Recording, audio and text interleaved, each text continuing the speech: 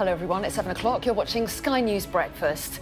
It's been a bruising night for the Conservatives, losing two traditionally safe seats to Labour and the Lib Dems in yesterday's by-elections.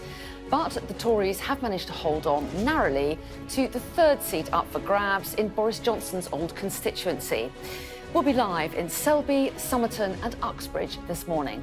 Plus, we'll be joined by the Conservative Party chairman, Greg Hands, and later we'll hear from Labour's deputy leader, Angela Rayner, and the Lib Dems' Daisy Cooper. It's Friday, the 21st of July.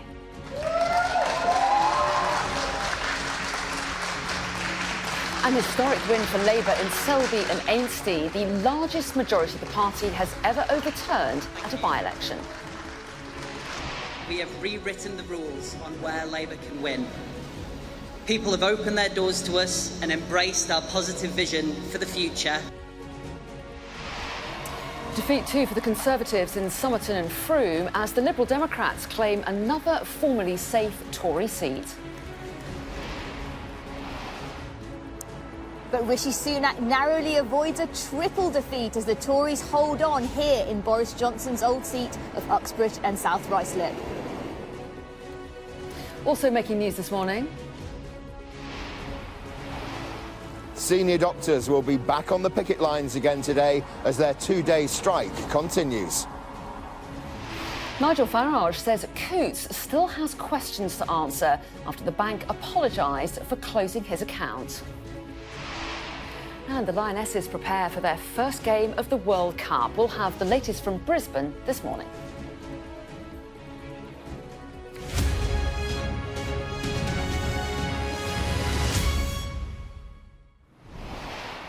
Hello, a very good morning to you. The Conservatives have narrowly avoided losing 3 seats in yesterday's by-elections, with Labour and the Liberal Democrats overturning big majorities to claim a constituency each.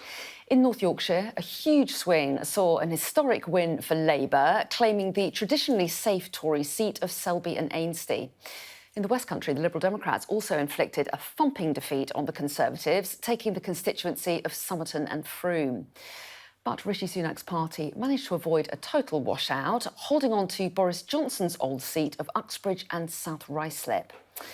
Well, let's bring in our Deputy Political Editor, Sam Coates, who's here and has been up all night. So welcome to you. And with that perspective, give us your take on the night's results. So I think that there will be a crumb of comfort inside the Conservative Party that they did manage to hold on to one of the 3 by-elections, having told us for days and days that they were on course to lose all 3. That seat is Uxbridge in West London, the seat of former Prime Minister Boris Johnson. They held it by just a few hundred votes. But the big picture of tonight's pattern of results is not looking good for the Conservative Party. In every seat, the 2 seats that they were fighting against the Labour Party, and then the third one against the Liberal Democrats, the trend is very clear. By either a small margin or a large one, you saw voters moving from supporting the Conservatives over to supporting the opposition parties. And looking at the swings early this morning, on a scale that makes it very hard for Rishi Sunak to remain in Downing Street after the next general election if we get results anything like the kinds of things that we saw last night. Now, supporters of Rishi Sunak suggest that the results show little enthusiasm for Keir Starmer. They pointed to their vote in Selby staying at home rather than switching to the Labour Party. In the southwest, in Somerton and Frome, there you have Liberal Democrats pouring all of their resources into one seat. Very hard to replicate that at a general election. But it is completely justified for the Labour Party to point out in that seat in Selby that they broke records. For the first time since the Second World War, they overturned a majority of more than 21,000. That is a stunning success for that party and will enable Labour to claim that they are on course for good things in a general election. This result threw up fascinating nuances. Clearly, the Labour Party struggled with that green issue around ULEZ, the congestion charge in the west of London. Will the Tories continue to attack the Labour Party on their green policies? Up in Selby, Clearly, some of the issues around the former MP Nigel Adams played large when it came to voters there. So a fascinating set of results. It doesn't look great for the Conservative Party. They will hope by going long in this Parliament, pushing a general election potentially through to November next year, there's just a glimmer of chance that they may be able to turn things around. Well, yes, and we're looking at that extraordinary victory by Keir Mather in Selby there on our screens now. An extraordinary result there, an extraordinary result for the Liberal Democrats, as you say, in Somerton and Frome. But how much can we learn from this and project onto a possible general election? We simply don't have enough data, and it wouldn't be right to take what happens in a by-election where different themes, different approaches of voters are evident. So you cannot simply say that because the results were what they were, we'll get this result in a general election. We're quite a long way away from a general election by all accounts, well over a year to go. But I think the trend is clear. And I think actually talking to a lot of Conservatives, they know that if they're going to have any chance at all, they've effectively got to turn around the supertanker. The momentum is with the Labour Party tonight, overnight. There's absolutely no doubt that that's what the results show overall. They're facing two quite competitive opponents. The Liberal Democrats clearly doing well in areas that the Conservative Party had sewn up for the last 7 or 8 years. So I think there is a big challenge, a big fight on Rishi Sunak's hands. And even though there will not be all-out panic in the Conservative Party because one of the 3 seats stayed in Tory hands, I think it is an uncomfortable moment for them. OK, Sam, thanks very much indeed. So let's go to our political correspondents who are live this morning in all 3 of those constituencies. Tamara Cohen is in Ruislip in West London, Rob Powell is in Shepton Mallet in Somerset, and Ali Fortescue is in Selby in North Yorkshire. And let's go to Selby first, where Labour's Keir Mather overhauled a Conservative majority of 20,000. Over the past few months, speaking to hundreds of people on the doorstep, I've encountered so much hardship. Hardship made worse by 13 years of negligence and complacency from the Conservatives. Today, that changes. So let's talk to Ali Fortescue, who's in Selby for us this morning, and really an extraordinary victory for Labour there. It was, Anna. I mean, I might be biased because I'm here, but this was the big story of the night. This is pretty safe Conservative ground, as we've said, a 20,000 majority plus for the Conservative Party yesterday, a seat that the Conservatives have held since it was created more than a decade ago. And it took a huge swing, much more than the Labour Party would need to win a majority in a general election for them to win here. So it is a big deal that they have taken this seat, a record in terms of the majority that they've overturned in modern history. Also a record in terms of now the youngest MP that's going to be in Parliament. You heard from him there, Keir Mather. He is just 25 years old. And I think this was a seat from the conversations I had with Number 10 that they were most keen to hold on to, that they really were worried about. And I think even the most optimistic of Labour activists knew that this wasn't a guaranteed win for the Labour Party. And it was a seat that the Prime Minister personally came to, and a seat that is not that far from where his constituency is in North Yorkshire as well. 1 in 5 people here are over 60. This is, as I say, pretty safe Conservative ground. It also has some of those more red wall type voters that they want to hold on to for the 2019 elections. So make no mistake, this is a big blow. The things that seem to have come up on the doorstep from the conversations I've had are mortgages. Lots of homeowners here that blame the Conservative Party for what's happened with mortgages and the way that Nigel Adams stepped down as the MP. So by-elections aren't meant to be good, but they're not really meant to be as bad as it was in Selby last night. OK, Ali, thanks very much indeed. Well, meanwhile, in the southwest, the Liberal Democrats overturned a Conservative majority of 19,000, with Sarah Dyke declared the new MP. While families struggle to put food on the table or pay their mortgage or simply see their GP, this government is too busy being a circus of chaos. Well, the people of Somerton and Frome have said it loud and clear tonight: enough is enough. So let's cross to Rob Powell, who's in Frome in Somerset for us. And Rob, a big night there for the Liberal Democrats. Yeah, the Lib Dems were confident, and they were confident last night. They declared victory, that they believed that they had won some 90 minutes after the polls closed, before our election programme on Sky News was even on air. And I think after spending some time here yesterday, there's four things that are going on here. The first is this is more evidence, really, of the Lib Dem by-election machine revving up back into action. At previous by-elections that they've picked up, remember, this is the fourth in just over 2 years that they've taken off the Tories, they said the key was getting in early and convincing people it was a two-horse race, that people were voting Lib Dems. They did that here, they got in early, and yesterday they say they knocked on 15,000 doors. Leaflets were going out from 5 a.m. yesterday around here. Clearly that intensity can't be kept up when it's a general election, you're fighting on lots of seats. It clearly paid dividends here, though, because the second thing I'd say is that there was a lot of tactical voting that went on. A lot of people going for the Lib Dems in order to try and get the Conservative candidate out. A couple of people I spoke to here in Frome who said they would have rather have voted Green, but they actually went Lib Dem in order to try and stop the Conservatives getting in. I think the third thing is that there were some specific issues, the circumstances in which the Tory MP that represented this area resigned. Lots of people complained that he simply hadn't been around reflecting their concerns and answering their queries. I think that came up on the doorstep for the Tory candidate. And I think the fourth is that there is a degree of broader Lib Dem revival in this part of the country. You speak to Lib Dems and they say, yes, they won in places like Frome, where there are a lot of people that have moved from London, from Bristol, but they say they're also picking up support in the more rural parts of this constituency as well. And that is reflected in some of the results that we got at the local election. And I think that's what will worry Conservatives, looking at the broad message from tonight. They seem to be being squeezed in places like this by the Lib Dems and by Labour in places like Selby. OK, Rob, thank you. Well, meanwhile, it was a close race in Boris Johnson's former constituency of Uxbridge and South Ruislip, and Conservative candidate Steve Tuckwell retained the seat by just 495 votes. This message from the Uxbridge and South Ruislip residents is clear. Sadiq Khan has lost Labour this election in his...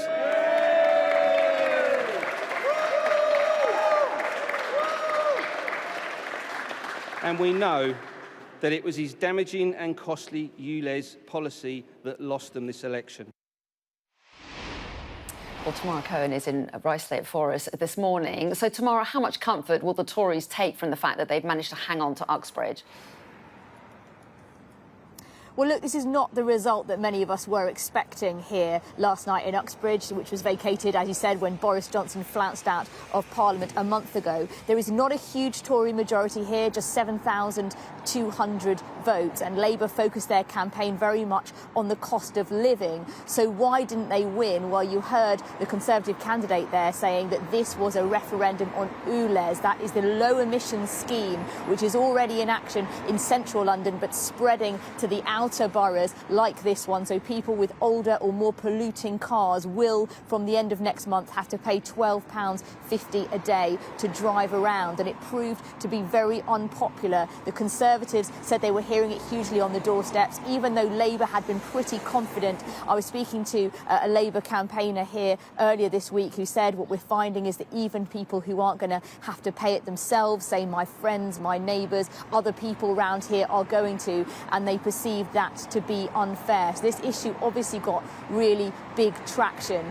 Now, having said that, there was still a decent swing to Labour here of 7%. And here in Uxbridge, this is a seat that Labour have never held, not even in 1997. So there were still votes going Labour's way here. The Conservatives won by fewer than 500 votes, and they needed to have a recount in the early hours of this morning. So this is very much a glimmer of hope for the Tories rather than a storming victory.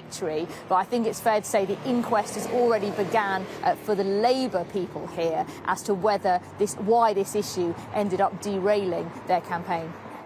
OK, Tamara, they're in Ruislip. Thanks very much indeed. Plenty more to come, of course, on the by-elections throughout the show. We'll get loads of reaction to them. But let's take a look now at some of the day's other news. And the 48-hour strikes by senior doctors continue today as consultants and hospital-based dentists in England walk out in a dispute over pay. Well, our North of England correspondent Fraser Maud is outside St James's University Hospital in Leeds. And Fraser, what are they telling you there about the impact that this strike is having so far? Well, what the BMA is saying is that they don't want to be on strike and that they realise there will be an impact. Since the 8 months of industrial action within the NHS started, it's been estimated that something like between 600,000 and 750,000 procedures and operations have cancelled or postponed, and that is obviously having a huge impact on the service. Waiting lists are saying that industrial action like this is only going to make those waiting lists even longer. There's a slight dispute over the figures that the BMA are saying in terms of their real-term real-term price cuts, as they've said. They say that they need 35%, but they're basing figures on the retail price index, not the consumer price index. And until this can be sorted, the government say it's going to be a flat offer of 6%. OK, Fraser, I'm sorry to stop you early, but the sound was bad on your line, and hopefully we'll fix that and be back to you later in the programme. For the moment, thanks very much. Let's take a look at some of the other headlines now, and some breaking news. There are better than expected retail sales figures out in the last few minutes. The Office for National Statistics estimates that sales volumes rose by 0.7% last month across all the main sectors. Economists had been expecting a rise of just 0.2% after negligible growth in May. The White House has confirmed that Ukraine's military has started using the cluster munitions which it sent to boost the country's firepower against Russia. The deployment put the US at odds with several NATO allies, including the UK, who've signed a convention banning the weapon. Former Conservative MP Chris Pincher is appealing against an 8-week suspension from Parliament. It was recommended after an investigation into groping claims against him. The suspension would likely trigger a by-election in his constituency of Tamworth, which Mr Pincher now represents as an independent MP. Average monthly rental prices outside London has hit a record high. Data from property website Rightmove shows new tenants can expect to pay an average of £1,231 per month. That's a third higher than before the pandemic. While inside the capital, rent prices have reached more than £2,500 a month. Now, Nigel Farage says Coutts and its owner NatWest still have questions to answer after apologising for closing his account. The former UKIP and Brexit Party leader claims the private bank took the action because of his political views and wants MPs to hold an inquiry. It's always good to get an apology, and particularly from somebody running a bank with 19 million customers. So thank you for the apology, but it does feel ever so slightly forced. We need wholesale review of the entire banking industry and legislation to change things. So it's a start, but it's nowhere near enough. And I'm not going to stop, because I do feel and I do hope that I'm a voice for those thousands of people that have been debanked. Well, Milena Veselinovic is here with more on this. Morning to you, Milena. So Nigel Farage, pleased that he's had an apology, but he thinks there are more questions to answer. Well, he clearly sounds very vindicated there, that what he was saying from the beginning, that the bank shut down his account because they didn't like his political views, seems to be at least in part true. The bank said at the beginning, well, that's not the reason why we closed people's accounts down. However, he managed to get his hands on this 40-page dossier in which bank executives did call him xenophobic and racist. And there was a lot of pressure on Coutts and its parent company NatWest to respond to that. And there was actually indeed a response in the form of an apology last night from the NatWest Group CEO to Mr Farage. I'm going to read you some of that apology. In it, the Group CEO, Alison Rose, writes, I'm writing to apologise for deeply inappropriate comments about yourself made in the now published papers for the Wealth Committee. I would like to make it clear that they do not reflect the view of the bank. I believe very strongly that freedom of expression and access to banking are fundamental to our society, and it is absolutely not our policy to exit a customer on the basis of legally held political and personal views. Now, this letter comes as the Treasury announced new, stricter rules for banks. If they want to shut down someone's account, they now have to give a reason reason to the person they're closing down. They also need to extend the notice period from 30 to 90 days so they can either challenge that decision or find someone else to bank with. Now, Mr. Farage has been given an option of another account within the NatWest group, but he's fairly lukewarm about the apology. I think it's fair to say he posted a tweet about it in which he said that it was, I'm writing to apologise. Sorry, he was basically saying that the apology is a start, but is no more than that. She needs to take responsibility as CEO and is wrong to say the views of her own committee's report don't reflect the bank. I will now defend thousands of other people that have been debanked on her watch. So back in the spotlight, Mr. Farage, and an important issue as well. OK, Milena, thanks very much indeed. So let's go back to those by-election results last night. Greg Hands is the Conservative Party chair. He joins me now. A very good morning to you. Rishi Sunak has been spared the indignity of becoming the first Prime Minister since 1968 to lose 3 by-elections, but instead you've lost 2 of them by huge margin and just scraped a third. Not a great night. Well, it's a mixed set of results. Clearly, we're disappointed by the results in Selby and Ainsty, Somerton and Frome. We'll listen carefully to the electorate in both of those constituencies. We had amazing candidates in Claire Holmes and Faye Purbrick in those 2 seats, and I'm looking forward to working with them in the future. But you also mentioned Uxbridge, and I think the Uxbridge by-election has also got important lessons there. I think people were voting against a London mayor, a Labour London mayor who'd not run things properly in London. He hasn't run things properly for 7 years. And it shows that people don't like, if they see Labour in charge and they see the Labour Party botching things, making a hash of things, then people will vote against that. And also on top of that, it's an important thing for Keir Starmer, because Keir Starmer flip-flopped on his views on the ULEZ, which was the principal issue in the Uxbridge by-election. Keir Starmer, an inner London MP, had been constantly backing ULEZ. He goes to outer London and starts expressing doubts about the policy, backing his candidates' doubts about the policy. And if you cannot have a Prime Minister who's saying one thing in one part of London and a different thing in a different part of London, that is not somebody to be running the country. OK, you described them as mixed results, but you've achieved the lowest vote share in all 3 constituencies that you've ever had. And every result saw big swings away from the Tory party, even in Uxbridge, which you only just won by just under 500 votes. So they all point to or suggest a general election defeat further down the line, look, don't they? Overall, across the 3 results, we got more votes for us than voted for Labour. Labour did very badly in Somerton and Frome. The Lib Dems did very badly in Selby and Ainsty. In all seats I don't deny the it. And there are Tories. definitely lessons for us. We'll be listening carefully, studying carefully those results. But overall, don't forget that in Uxbridge, Labour were 25 to 1 on. Everybody was predicting that Labour, that we'd lose all 3, and Labour would also win Uxbridge easily. We've defied the trend. There's important lessons, and I think there'll be a lot of uneasy nerves in Labour HQ today as a result of the Uxbridge. OK, clearly you want to talk about Labour, but let's talk about the Tories' performance in those other seats. A historic win in Selby. Labour's made history by overturning its biggest ever majority of over 20,000, winning with a 24% swing. These are huge swings. Somerton and Frome, the Liberal Democrats, managed a 29% swing.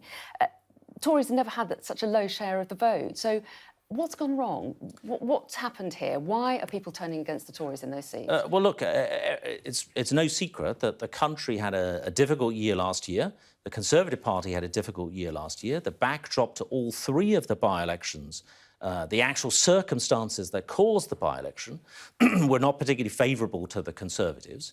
We'll be listening carefully. We'll be carrying on delivering in government against the 5 priorities of halving inflation, restoring growth, cutting the debt, reducing hospital waiting lists, stopping the boats. We've made some good progress this week with inflation coming down from 8.7% to 7.9% and the illegal migration bill passing through Parliament.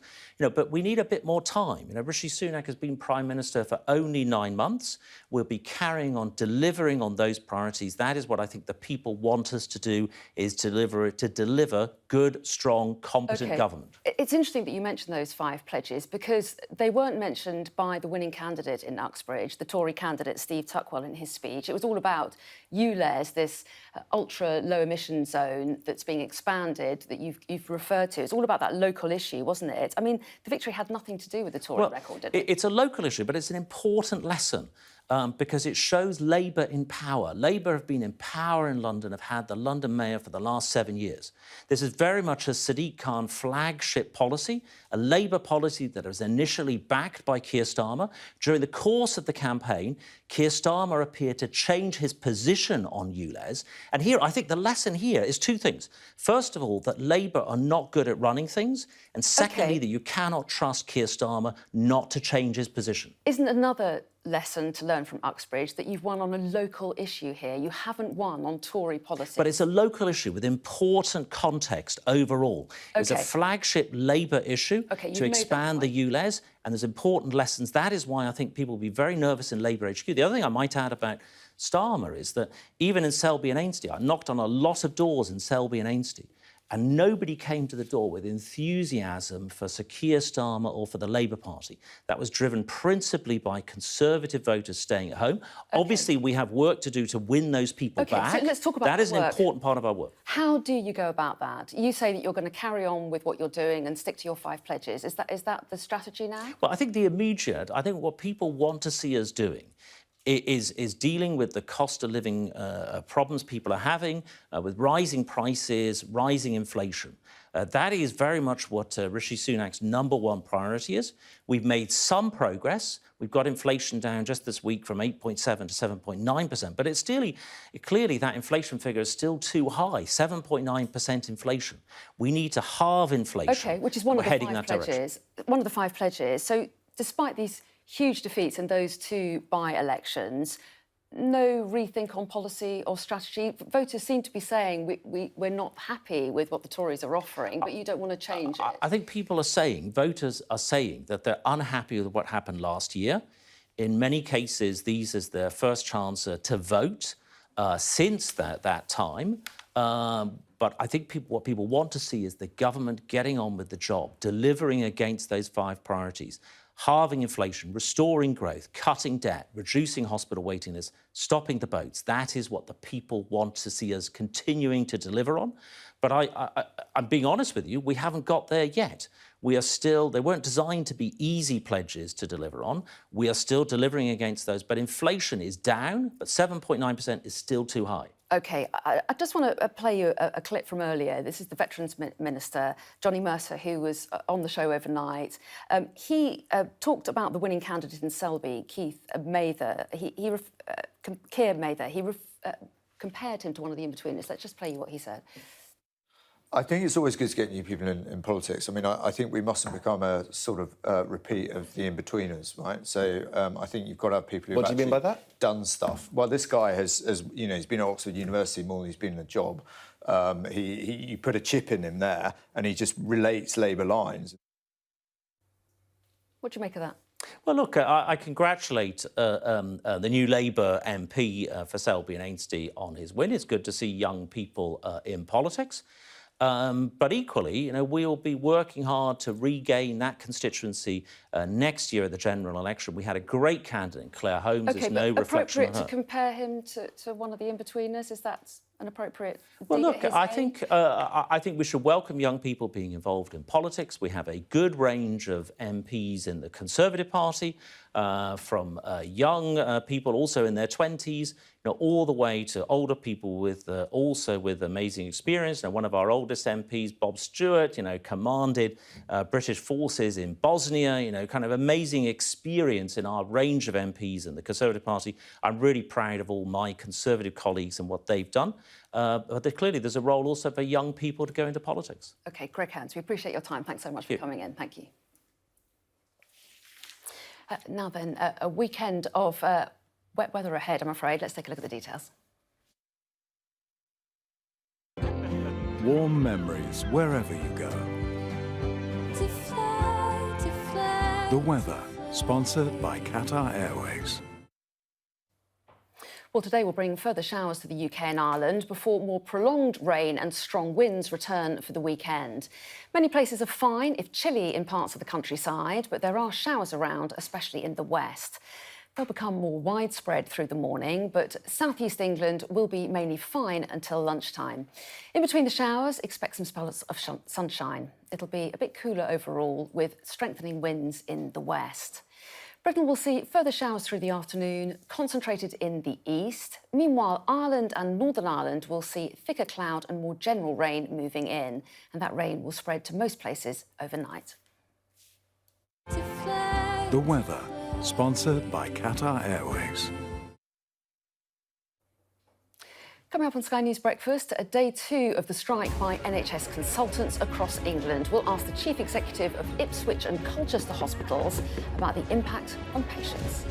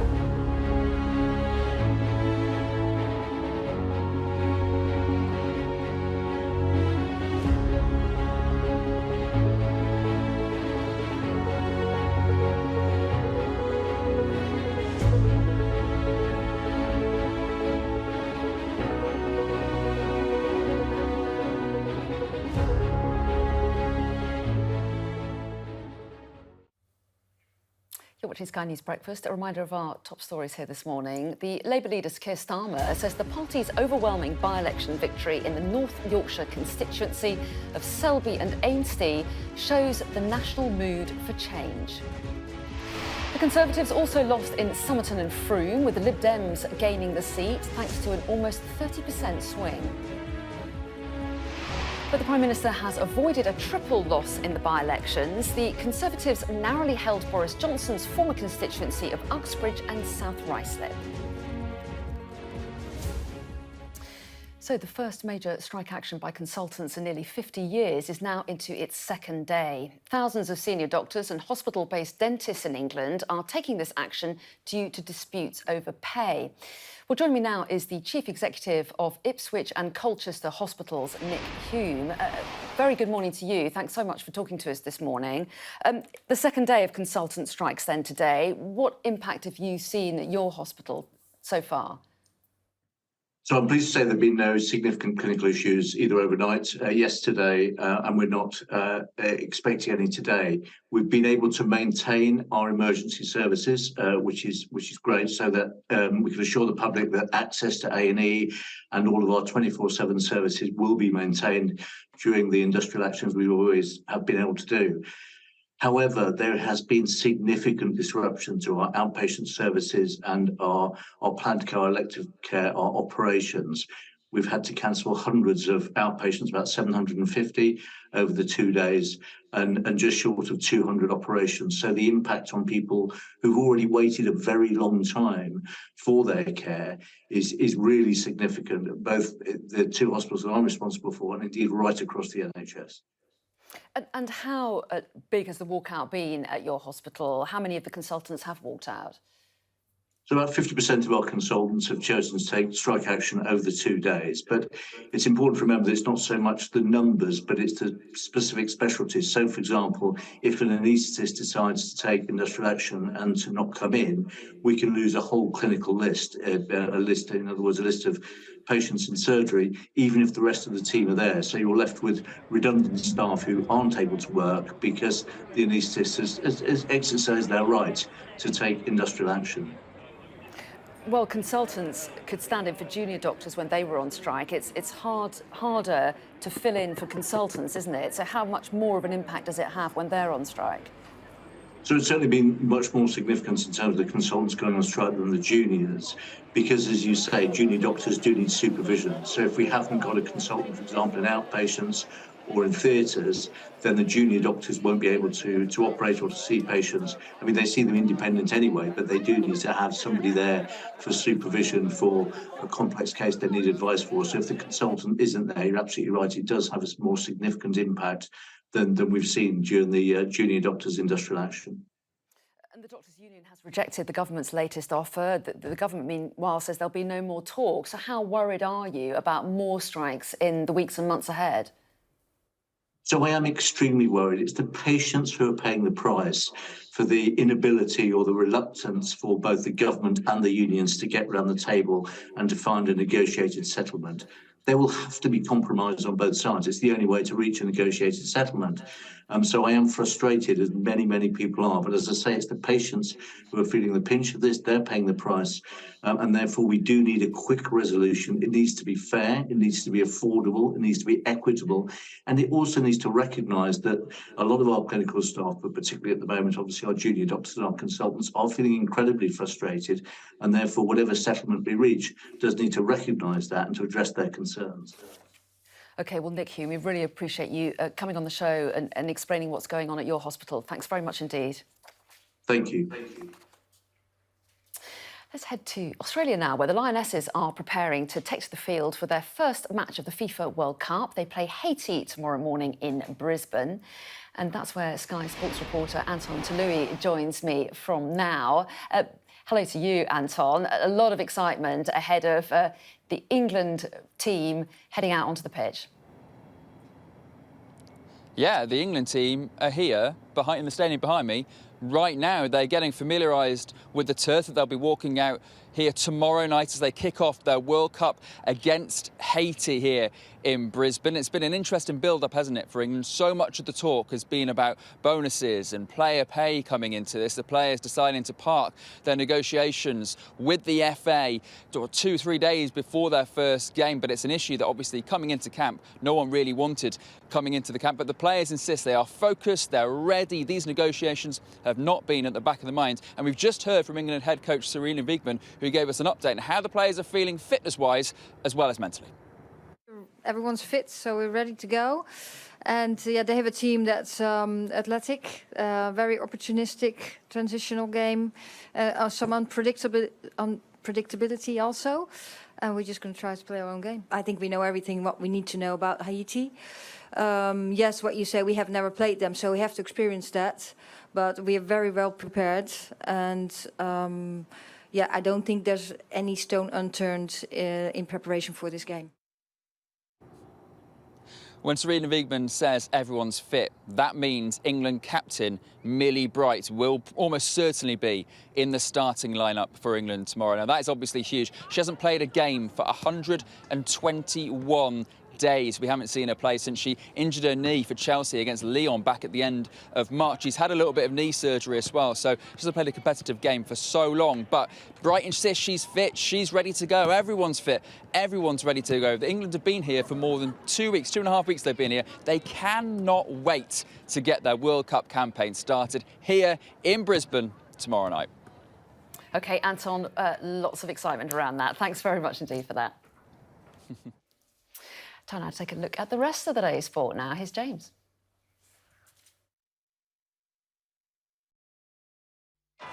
This Sky News Sports Bulletin is brought to you by Vitality. Getting more people more active. Live life with Vitality.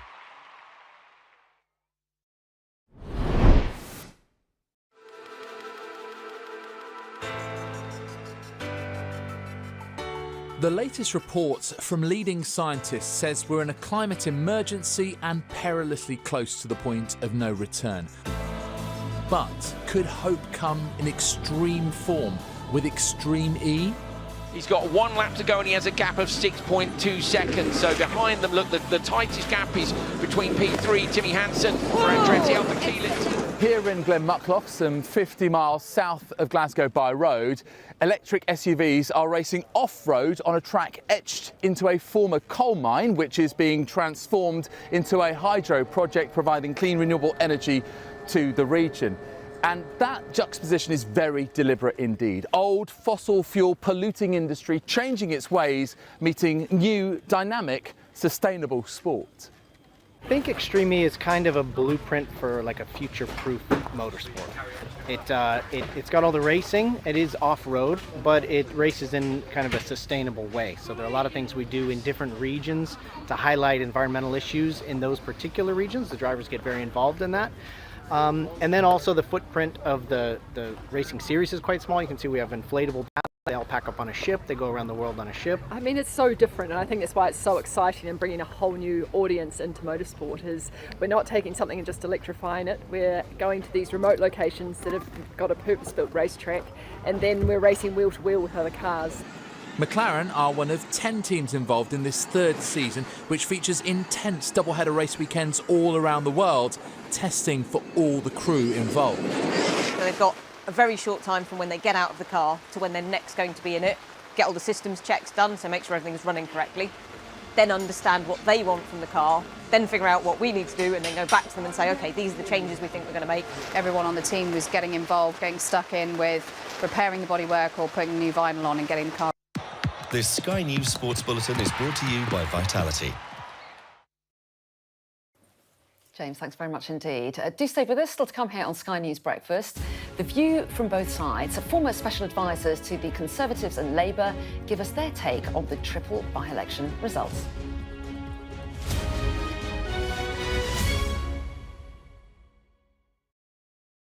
So my great-grandmother unfortunately had a fall last week and was in hospital for surgery over the weekend. She broke her hip, and any surgery at 99 years old is, of course, incredibly serious. And this week I travelled to Hungary to pick up a very special book which once belonged to my great-grandmother's youngest brother, Bela Engelman, who was murdered in Auschwitz, aged 13, for no other reason than the fact that he was born Jewish. My great-grandmother's mother, youngest sister, and youngest brother, Bela, were murdered in Auschwitz on the 9th of July, 1944. And my great-grandmother has no trace of her youngest brother. There is no photo, no grave, no birth certificate, and no death certificate. So this book, which I have here in the studio, which has his name stamped and also his name in Hebrew, is the only trace we have to his existence and the only trace that my great-grandmother, the only link that she has to show that her great-grandmother ever existed other than her own memory. So it was incredibly special to be able to go and visit her in hospital and give her this book, because to see that look on her face, my great-grandmother has dedicated so much of her life to educating about the Holocaust, ensuring that people learn the lessons of hatred and tolerance, And so to be able to give her something and see that smile on her face after what has been a quite difficult period for her and the family was really so special. She was born in 1923, which makes her nearly 100. And she was the eldest of 6 children. She often speaks about her childhood, a very loving, happy childhood, surrounded by family. Her family had lived in this town for hundreds of years, and they were one of the biggest families in the town. And it was quite a large Jewish population. And in March 1944, the Nazis invaded Hungary, and within a few weeks, or days even, everything changed. They were marched out of their homes, told to pack as many belongings as they could into one bag, and they were taken to the smallest and poorest part of the town, and they were put into the ghetto. And they were there for a few weeks before being transported to Auschwitz-Birkenau, together with the whole town, over 100 members of her extended family. And she was in Auschwitz for 4 months. Upon arrival, they were greeted by Dr. Mengele, the infamous angel of death, as so many survivors call him. And they were split up. She never got to say goodbye to her mother and youngest sister and youngest brother. And she and her other 2 sisters were sent to work in Auschwitz. They were there for 4 months before, in October 1944, being transported to a slave labour camp. And then in April 1945, they were taken on the death march. 5 days, no food, no water, marching. And then they were greeted by American soldiers. My great-grandmother calls them the Angel Liberators, and they allowed her to restart her life.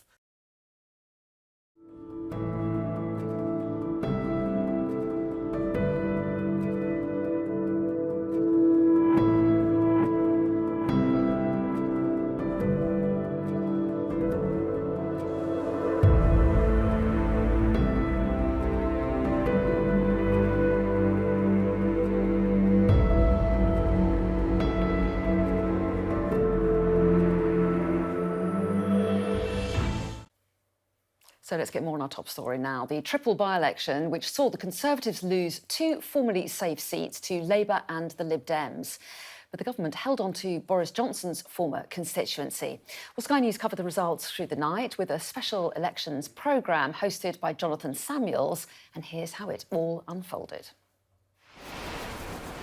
We're waiting for the results in 3 by-elections that could be make or break for the Prime Minister. We're hearing that in Uxbridge and South Ruislip, they are recounting the Labour and Conservative votes. Steve Tuckwell is duly elected. Sadiq Khan has lost Labour this election. The Lib Dems claiming that they have romped home in Somerton and Frome, overturning a Tory majority of more than 19,000. Sarah Joanne Dyke has been duly elected as the Member of Parliament for the Somerton and Frome constituency. But like so many places across the country, we have been let down and taken for granted for far too long. We are waiting for a third and final result, aren't we, in Selby and Ainsty? Pierre Mather is duly elected.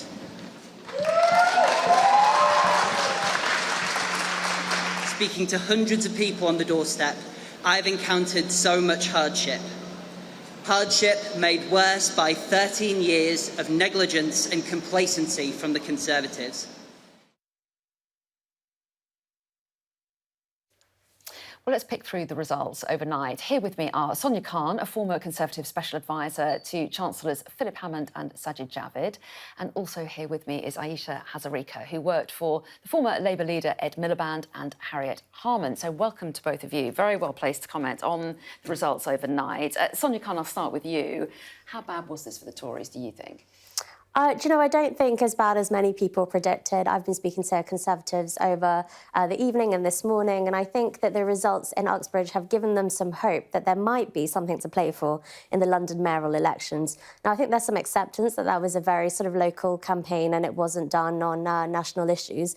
But the fact that they were expecting a massive defeat of kind of 3 seats lost in quite unusual sort of circumstances. So I think there are definitely some out there who are feeling slightly more optimistic, and the fact that it looks like no one party will have a significant majority at the next general election. I know that Labour are on track to be the biggest, but it doesn't look like we are anywhere towards kind of a big... We'll investigate a bit more what it could mean for a general election later, but these are huge swings in 2 of the seats, aren't they? I mean, there's swings away from the Tories in all of the seats, but 24% in Selby, 29% in Somerton and Frome. Well, I think there's some acceptance that when you're in power for 13 years, you're not going to be expecting huge wins in by-elections, particularly when parties like the Liberal Democrats are quite effective at throwing resource into certain seats. So I don't think that's surprising. I think what is helpful to most sort of Conservatives is the fact that an outer London seat has managed to stay, which is traditionally quite a tough area, and the circumstances of the loss of that seat are very, very unusual. So I think there's a glimmer of hope for those who are thinking about the next election they have to face. Ayesha, do you think that's a fair assessment? I think Sonia's been very kind to her former party. I think these election results have been fascinating. And I think if you look where we were at the local elections, which were about sort of 11, 12 weeks ago, there was a narrative saying, look, you know, is Labour really going to be able to get a big majority? Well, I think that result in Selby last night kind of shows that actually Labour is on track for a sizable majority. If you listen to the experts like John Curtis, you're looking at swings that were very much in the territory of 1992 to 1997. Now, this is a very different moment in time. You know, the situation is very different, particularly with the economy. But what you're really seeing are these big swings in these, you know, Yorkshire seats, which are traditionally Conservative seats. And of course, you're seeing it in the sort of blue wall areas as well in Frome. So I think you're looking now, I think the narrative is shifting from can Labour do it? Is it going to be a hung parliament? To the idea of a Labour majority government looks much more likely now. I mean, the ULEZ thing was a big factor. This is in Uxbridge. This is the ultra-low emission zone. And it's very controversial in that area, and there's a few of those kind of donut seats. But that's not going to be a big issue at the general election. It will probably play into the mayoral election. But if the Conservative Party is now saying, according to Sonia, they've given up on the general election and they're kind of hoping, you know, they're now just looking at the mayoral election, then that's quite a big admission. I mean, I don't think I'd accept that they've given up on the general election. I think what most Conservatives are thinking is it's been a tough year. There have been challenges with mortgages, there have been challenges with cost of living, but ultimately in an area like Uxbridge, they were able to run a single issue campaign quite effectively. So I think that, you know, they can still campaign effectively despite being the party of government. I think what they'll be looking at is why hasn't Keir Starmer done enough to win 3 seats if, as you say, the economy isn't in the best place. People are feeling much unhappier because everything is much more expensive. Shouldn't that be sort of an easy win in 3 seats? Should the door be open to success? If you look at what Tony Blair said at this conference that Keir Starmer and Tony Blair were at, basically, we're looking at, is this a kind of pre-1997, you know, pitch? And what happened there was that Liberal Democrats did really, really well at taking seats off Tories that the Labour Party traditionally didn't do well in, and Labour kind of, you know, did well in their areas. And it very much looks like that is the trajectory that is happening. Now, in a democracy, you know, it's not that the ruling party wins every seat across the country. They often strategically pick their seats quite well. And what I think is going to be fascinating is the role of tactical voting at the next general election. Now, what I would concede is, certainly from candidates I've spoken to and from, you know, from my own radio show and people kind of getting in contact, there's certainly an issue over what exactly does the Labour Party stand for at the moment, but the overriding message from people is that they are desperate for change after the mortgage crash. It's a rejection of the Tories then. I think at the moment there's a big issue about people do want a change, and right now they are looking at Keir Starmer as the next Prime Minister. In terms of change, I spoke to Greg Hands, the Conservative Party chair, a bit earlier, and he said basically that Rishi Sunak just needs a bit more time. He's got his 5 pledges, just give him more time. Is that the right approach, do you think? Or do you think he needs to do more than that? People are saying he's halfway through his allotted time. He doesn't seem to be making very much progress on any of the 5 pledges, or you could say 2 of them he's making a bit of progress. Yeah. But do you think he needs to switch tack there? Do you know, I actually think he has a very similar problem to Keir Starmer in that no one really understands what Sunakism is, perhaps in the way that they do with his predecessors. And you see Labour move much further towards getting their manifesto assembled. And I think for a lot of Conservatives, it's quite hard to know what they would be going into the next general election with. The process isn't as democratic. It's hard to say whether issues like immigration are really landing on doorsteps steps, and actually whether there needs to be a conversation about bringing, say, something environmental back into the 5 priorities, which is at the moment the big distinction between sort of the Labour Party's 5-point plan and the Conservative 5-point plan. And we know that in sort of a lot of the West Country seats, that is an issue that lots of people care about. So I don't think time is the issue. I think actually policy priorities are the issue, and communicating those to the party membership is going to be quite important. But I feel like his biggest challenge now as we approach the summer is, has he done enough to maintain party unity, or could we see factionalism emerge in the Conservative Party that has taken down former Prime Ministers? And it's interesting as well, just this week, you know, another big beast saying that they want to sort of leave at the next general election. Ben Wallace, who's actually seen as one of the best operators in the Conservative Party, a consistent Defence Secretary, somebody who's incredibly popular with the grassroots members and pretty popular with the public as well. So I think what's interesting is, speaking to a lot of Conservative MPs, as I do, there is a feeling that a lot of people are sort of looking, right, what am I going to do after the next general election?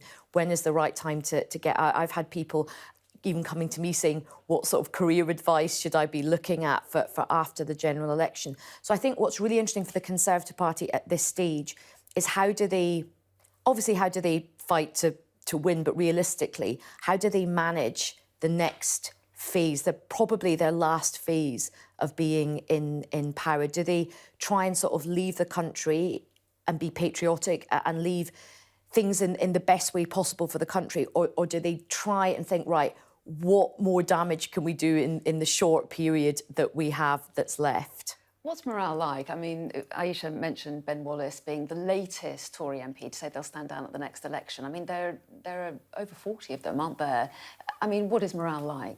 I mean, I think there is definitely a lot of fatigue for people who've been an MP for a long time. But I would say that where the Conservative Party does well is in hiring a diverse group of candidates. There are a lot of women that they want to hire to stand as PPCs. I've seen a lot of young activists go out to these seats, you know, spend their own money to travel to some quite difficult parts of the country. So I'd say it's a mixed bag. Whilst current MPs might be tired, I think they are quite effective at nurturing sort of slightly younger voters and managing that enthusiasm. And we've seen that actually turn out to success in previous election campaigns when they have sort of battle buses. The one thing I would say that... Very quickly, because we're running out of time. Yeah, on the challenge for Rishi Sunak is, who do they attribute this success in Uxbridge to? We saw Boris Johnson use his Daily Mail campaign to talk about ULEZ. So is he going to be the person that helped drive this single issue campaign, or is it something that Greg Hands will be seen as having sort of led the party to success? I think that's going to be... Well, it's worth noting Boris Johnson was introduced ULEZ back in the day. A complicated issue. Yeah, he brought it in. Anyway, we are out of time. Yes. Sonia Khan, Aisha Hazarika, thanks very much indeed. And very quickly, just show you the Prime Minister's tweet in the last few minutes. He has congratulated the winning candidate in Uxbridge rather. Congratulations, Steve. Much deserved result after a great campaign. I look forward to welcoming you in Westminster as our new Conservative MP for Uxbridge.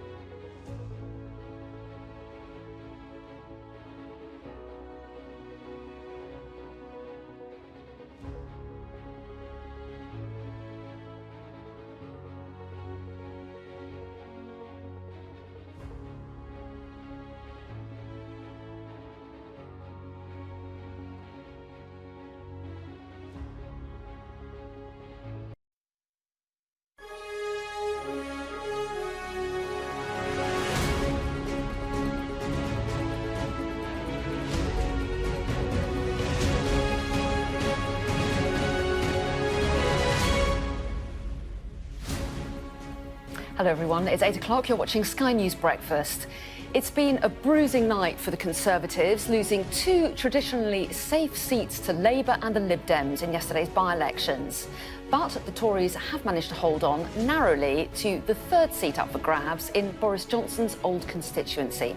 The Conservative chairman told me it's clear the party still has work to do to win back trust.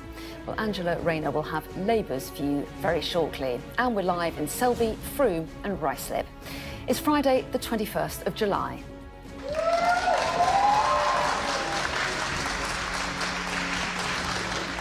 An historic win for Labour in Selby and Ainsty, the largest majority the party has ever overturned at a by-election. We have rewritten the rules on where Labour can win. People have opened their doors to us and embraced our positive vision for the future, and thousands of the votes cast. But after his victory, Tory MPs jibe about the 25-year-old's age with a reference to an awkward teen comedy. We mustn't become a sort of repeat of the in-betweeners, right? So I think you've got to have people who've actually done stuff. Well, this guy has you know, he's been at Oxford University more than he's been in a job. Defeat two for the Conservatives in Somerton and Frome as the Liberal Democrats claim another formerly safe Tory seat. But Rishi Sunak narrowly avoids a triple defeat, holding on to Boris Johnson's old seat of Uxbridge and Ruislip. Also making news. Senior doctors and consultants in England will be back on the picket lines again today as their two-day strike continues. Nigel Farage says Coutts still has questions to answer after the bank apologised for closing his account. And the Lionesses prepare for their first game of the World Cup. We'll have the latest from Brisbane this morning.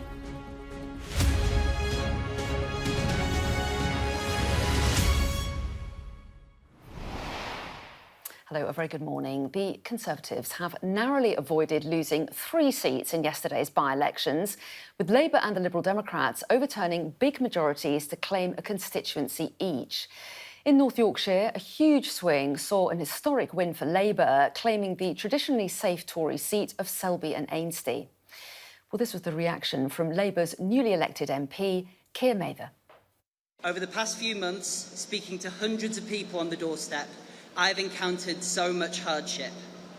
Hardship made worse by 13 years of negligence and complacency from the Conservatives. Today, that changes. Well, in the West Country, the Liberal Democrats also inflicted a thumping defeat on the Conservatives, taking the constituency of Somerton and Frome, with Sarah Dyke declared the new MP. While families struggle to put food on the table or pay their mortgage, or simply see their GP, this government is too busy being a circus of chaos. Well, the people of Somerton and Frome have said it loud and clear tonight: enough is enough. But Rishi Sunak's party managed to avoid a total washout, holding on to Boris Johnson's old seat of Uxbridge and South Ruislip. Conservative candidate Steve Tuckwell winning with just 495 votes. This message from the Uxbridge and South Ruislip residents is clear. Sadiq Khan has lost Labour this election in his...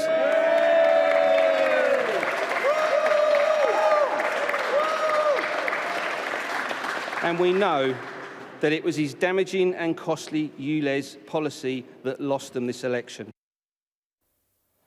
Well, in the last hour, the Conservative Party chairman, Greg Hands, told me the party just needed a bit more time. We'll be listening carefully. We'll be carrying on delivering in government against the 5 priorities, but we need a bit more time. You know, Rishi Sunak has been Prime Minister for only 9 months. We'll be carrying on delivering on those priorities. That is what I think the people want us to do, is to deliver good, strong, competent government. Well, our Deputy Political Editor, Sam Coates, is here with me. He's been up all night watching these results coming in. So what do you make of it? What does it mean for the Tories? Well, I think the fact that only 2 of the 3 seats that were up for election last night ended up falling away from the Conservatives will take the edge off any of the panic inside the Conservative Party. For days, Greg Hands, no least, was warning that the Tories were on course to lose all 3, so they can point to that as something of relief, and they're using the language of a mixed bag. But when you look across the result, yes, Uxbridge does remain in Conservative hands, the seat that Boris Johnson represented until he resigned, still today represented by a Conservative.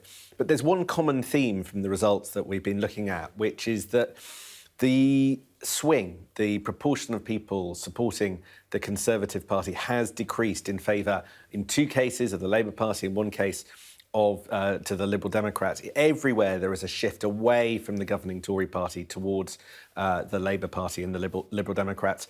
But potentially, and you can't really say that a by-election result would be replicated in a general election, but these are swings that if they did happen on that kind of percentage more nationally, would result in the Conservatives losing their control of Downing Street and potentially even make the Labour Party the largest party, possibly even more if you're looking at that Selby result. I think the Labour Party have very good grounds to claim a big win in Selby. That's broken records. It's overturned the largest Tory majority in a by-election by Labour since the Second World War, really since modern politics began, and Keir Starmer will make a lot of that. When you dig deep into those numbers, however, what you see is that a large 20,000 drop in the number of people voting Tory, that 20,000 higher in 2019. Now, some of those might have gone to support the Labour Party, but a lot of them have just disappeared. We don't know whether or not they'll vote Labour next time, or perhaps stay at home again, or go back to the Tories. So you can't be sure what would happen in a general election. Down in the southwest, the question there is: has the tide turned for the Conservatives against them? In 2015, historic Liberal Democrat heartland turned Tory after 5 years of coalition when the Liberal Democrats were in government. This looks like the beginning of a reversal of that. Would that be replicated in a general election where the Liberal Democrats aren't able to pour all their resources into just 1 seat, but their manpower, their spending power is split over a much wider group of seats? So lots of questions, but a distinct trend away from the Conservatives. It is for them and Rishi Sunak's party to really turn around the supertanker, I think, in order to hold on to power after next year's general election. OK, Sam, thanks very much indeed. Well, earlier we got some reaction to Labour's historic win in Selby from the Minister, Johnny Mercer. We asked him what he made of the new MP, Keir Mather. I think it's always good to get new people in politics. I mean, I think we mustn't become a sort of repeat of the in-betweeners, right? So I think you've got to have people who've actually done stuff. Well, this guy has you know, he's been at Oxford University more than he's been in a job. You put a chip in him there, and he just relates Labour lines. Well, we put that quip to Mr Mercer's colleague, Conservative Party Chair Greg Hands. I congratulate the new Labour MP for Selby and Ainsty on his win. It's good to see young people in politics. But equally, you know, we'll be working hard to regain that constituency next year at the general election. We had a great candidate, Claire Holmes. OK, no but reflection on appropriate her. to compare him to one of the in-betweeners? Is that an appropriate? Well, look, I think we should welcome young people being involved in politics. We have a good range of MPs in the Conservative Party, from young people also in their 20s, you know, all the way to older people with also with amazing experience. Well, here with me is Labour's Deputy Leader, Angela Rayner. A very good morning to you. And obviously, we'll analyse all the results in a moment, but I wonder if you can react, first of all, to what Johnny Mercer said in this studio a little bit earlier on, likening Keir Mather, who's just won for Labour in Selby, to one of the in-betweeners. What do you make of that? I think the Conservatives need to read the room. I mean, they've just had, you know, 2 historic defeats, and they narrowly, you know, we just narrowly missed getting Uxbridge as well, but it wasn't a resounding victory for them either. So to name call newly elected members of Parliament, I think just shows the contempt they've got, not only for the elected member, but for the voters, really. And it doesn't surprise me that Selby have historically got rid of the Conservatives in this by-election and voted for Labour. So let's talk about the results. And a bit of a mixed night for Labour. As you say, historic win there in Selby, but you must be disappointed to have lost in Uxbridge. Yeah, I mean, in 1997, when we had one of our biggest victories at that general election, we didn't win Uxbridge, so we knew it was going to be a stretch to get there. And obviously there was a local issue around the ULEZ charge and the level of scrappage for people to be able to do the right thing, and that's something we need to reflect on. But I think if you put that in the context of 13 years of Conservative failure and cost of living crisis at the moment, people were just like, we cannot accept another cost on top of that without the appropriate scrappage so that they could do the right thing. I think people acknowledge that there is a problem and we need to have clean air, and the Conservatives were the ones that started the ULEZ scheme and put us on this track. But both Labour and the Conservatives now need to really reflect on that and come up with a scheme. The Conservatives need to, while they're in government, that will help people make the right decision, because this isn't just about London, this is coming to towns and cities across the whole of the United Kingdom. But it's Labour's mayor that has decided to extend the ULEZ scheme. Did Labour just not listen to voters on this? Well, I think Labour is listening to voters, and the London Mayor has been very clear and pushed the government to give more compensation so people can do the right thing. This isn't about giving people, you know, a charge. This is about getting green vehicles on the road so that we can bring down the emissions in London, so that we can get the health of our children in a better place. We've seen asthma and problems because of the emissions. We have to do that. What the Mayor of London's saying, and what we're categorically saying, is that we need to help people do that so that they're not penalised. And I think that's what the people of Uxbridge were saying, and that was a clear message in this by-election. So will Keir Starmer ask the London Mayor, Sadiq Khan, to drop this policy?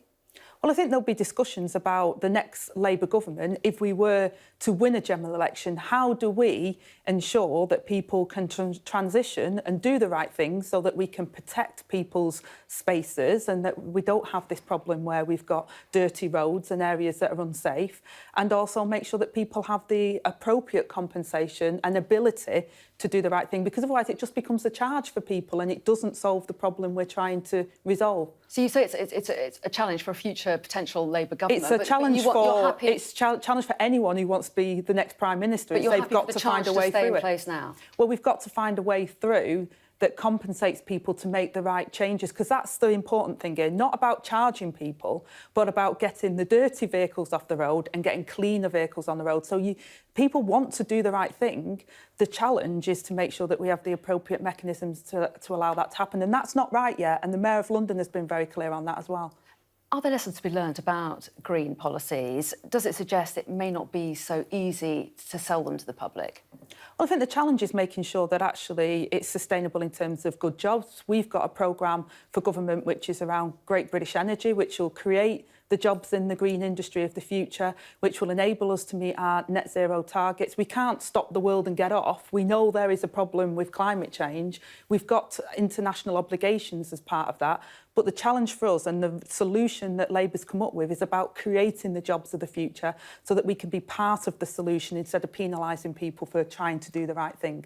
How concerned are you, though, to lose Uxbridge? I mean, I know that it's difficult to draw conclusions from a by-election about what would happen in a general election, but you do need to win seats like that if you are going to win a majority at the general election. I mean, if you look at the result in Selby, I mean, it's pretty clear that that was a historic win for us and very significant. So it shows that we can win in places that we've never won before, and that we are getting that message over.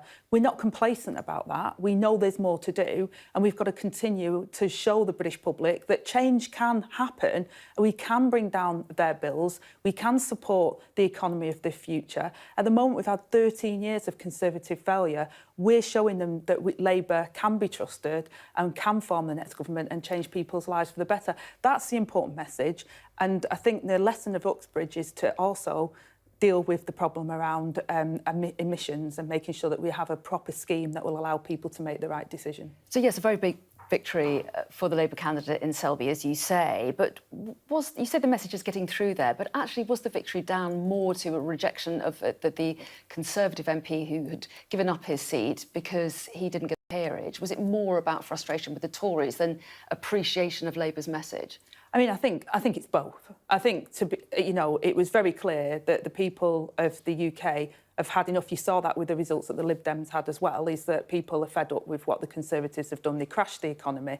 People's living standards and bills have gone through the roof. People are really struggling at the moment. And I think they're starting to look at Labour now and see that we're a credible alternative.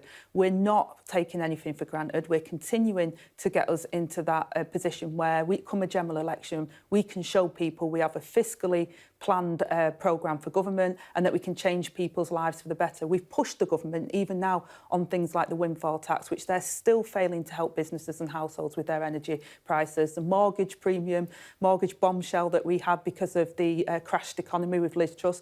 We're showing that we're fiscally responsible and that we have the solutions to help people now and also make us sustainable into the future. If Labour was derailed in Uxbridge by one issue, the ULEZ issue, is there a lesson there that Labour needs to have a clearer offering to the public for them to rally around you so they're voting in a really positive way rather than against the policy? Well, like I say, in terms of the context, like in 1997, we didn't win Uxbridge. It's not a Labour seat. We came very narrowly to gaining it off the Conservatives. We lost by less than 500 votes last night. That has to be a message that even the Conservative candidate has acknowledged that ULEZ was the reason why we didn't win it. It was only a very small victory for them.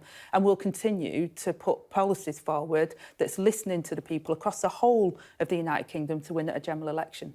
OK, Angela Rayner, we appreciate your time. Thanks so much for coming in. Thank you. Well, let's get more from our political correspondents in two of those constituencies now. Ali Fortescue's in Selby in North Yorkshire and Rob Powell's in Frome in Somerset. So, Ali, to you in Selby, first of all, and really a big win for Labour there. Absolutely historic. I mean, I think this was the big story of the night. I don't think I'm just saying that because I've been sent here.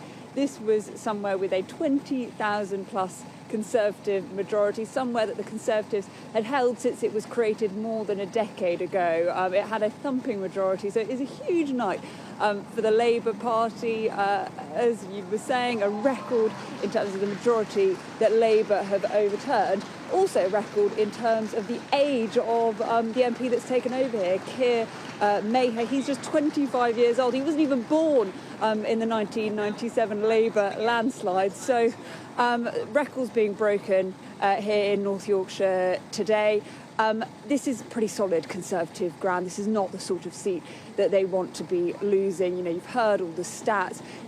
There are solid Conservative voters, but also those sort of more red wall voters that they won over in 2019 election, not the sort of voters that the Conservatives want to be losing. They were not helped by poor turnout. Well, say 1/5 of people here are over 60, so the sort of older voters that tend traditionally to be more likely to vote Conservative. So definitely a big night for the Labour Party. I think from the conversations I had with Number 10, it felt like this was the seat they were most nervous about going into it. I think, it's probably fair to say the Prime Minister felt kind of personal about this. His own North Yorkshire seat in Richmond is not all that far away. He did come here to Selby during the campaign. So not a good night at all. I think the sense you get talking to people here is they did want to punish the Conservatives. Mortgages came up again and again because there are lots of homeowners here, but also the way in which the former Conservative MP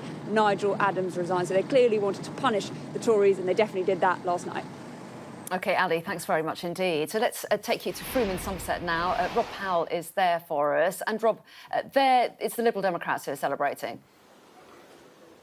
Yeah, they expected to win. They declared victory 90 minutes after polls closed last night. And I think after spending a bit of time here, I'd highlight 4 things that have probably contributed to this. The first is the sort of Lib Dem by-election machine really revving up onto full power. They knocked on 15,000 doors yesterday. Leaflets were going in from 5 a.m. yesterday morning. And I think that paid dividends when it came to tactical voting. I spoke to a couple of people here in Frome yesterday that said that they actually wanted to vote for the Green candidate, but went Lib Dem because they believe that was the only person that could beat the Conservative. Clearly, it's an open question whether tactical voting is replicated at a general election, and clearly the Lib Dems aren't able to replicate the intensity of campaigning at a general election when they're really focusing on seats right across the country. I think the third issue was the sort of specifics of how this came about, the circumstances in which the Tory MP left office, and a lot of people here were concerned and angry about what they say was the Tory MP really not being available and not being around in the months in the last year or so and stretching further back than that. And I think the fourth is potentially part of a broader Lib Dem fight back that's happening in this part of the world. They held this seat 10 years ago and I think they will be confident now that they can try and take other seats in neighbouring constituencies in the southwest. And I think it's that fourth point that will really worry the Conservatives going into the general election next year. OK, Rob, thanks very much indeed. We've got plenty more to come on the by-elections throughout this morning's show, but let's take a look now at some of the day's other news. And the 48-hour strikes by senior doctors continue today as consultants and hospital-based dentists in England walk out in a dispute over pay. Well, earlier, Chief Executive of Ipswich and Colchester Hospitals, Nick Hume, told us he's frustrated that the government and unions are failing to negotiate a settlement and stop future strikes by senior doctors. There will have to be compromise on both sides. It's the only way to reach a negotiated settlement. So I am frustrated, as many, many people are. But as I say, it's the patients who are feeling the pinch of this. They're paying the price. And therefore, we do need a quick resolution. It needs to be fair. It needs to be affordable. It needs to be equitable. And it also needs to recognise that a lot of our clinical staff, but particularly at the moment, obviously our junior doctors and our consultants, are feeling incredibly frustrated. And therefore, whatever settlement we reach does need to recognise that and to address their concerns. Well, our North of England correspondent Fraser Maud is outside St James's University Hospital in Leeds for us. So, Fraser, what kind of impact is being felt there? Well, here, like across the rest of England, just Christmas Day service, how it's been referred to, is available. Emergency care provided by consultants and senior doctors, and that means that an awful lot of planned procedures and operations will have had to have been postponed from yesterday and from today. The problem is that you can't replace a consultant. In the past, when we've had the junior doctors strike just a few days ago for 5 days, and then the nurses strikes prior to that, cover could be found and a level of service could still be provided. In the case of the consultants, there is no cover. They are the last check, as it were, in terms of patient safety, and if they're not available either to be present during the procedure or to be on call during a procedure, then that procedure simply can't go ahead. There's a stalemate over the amount of money here. The BMA initially said that they wanted 35%. The government, though, say that the deal on the table is 6%, and that is their final offer. It seems like a stalemate. Fraser, thanks very much indeed.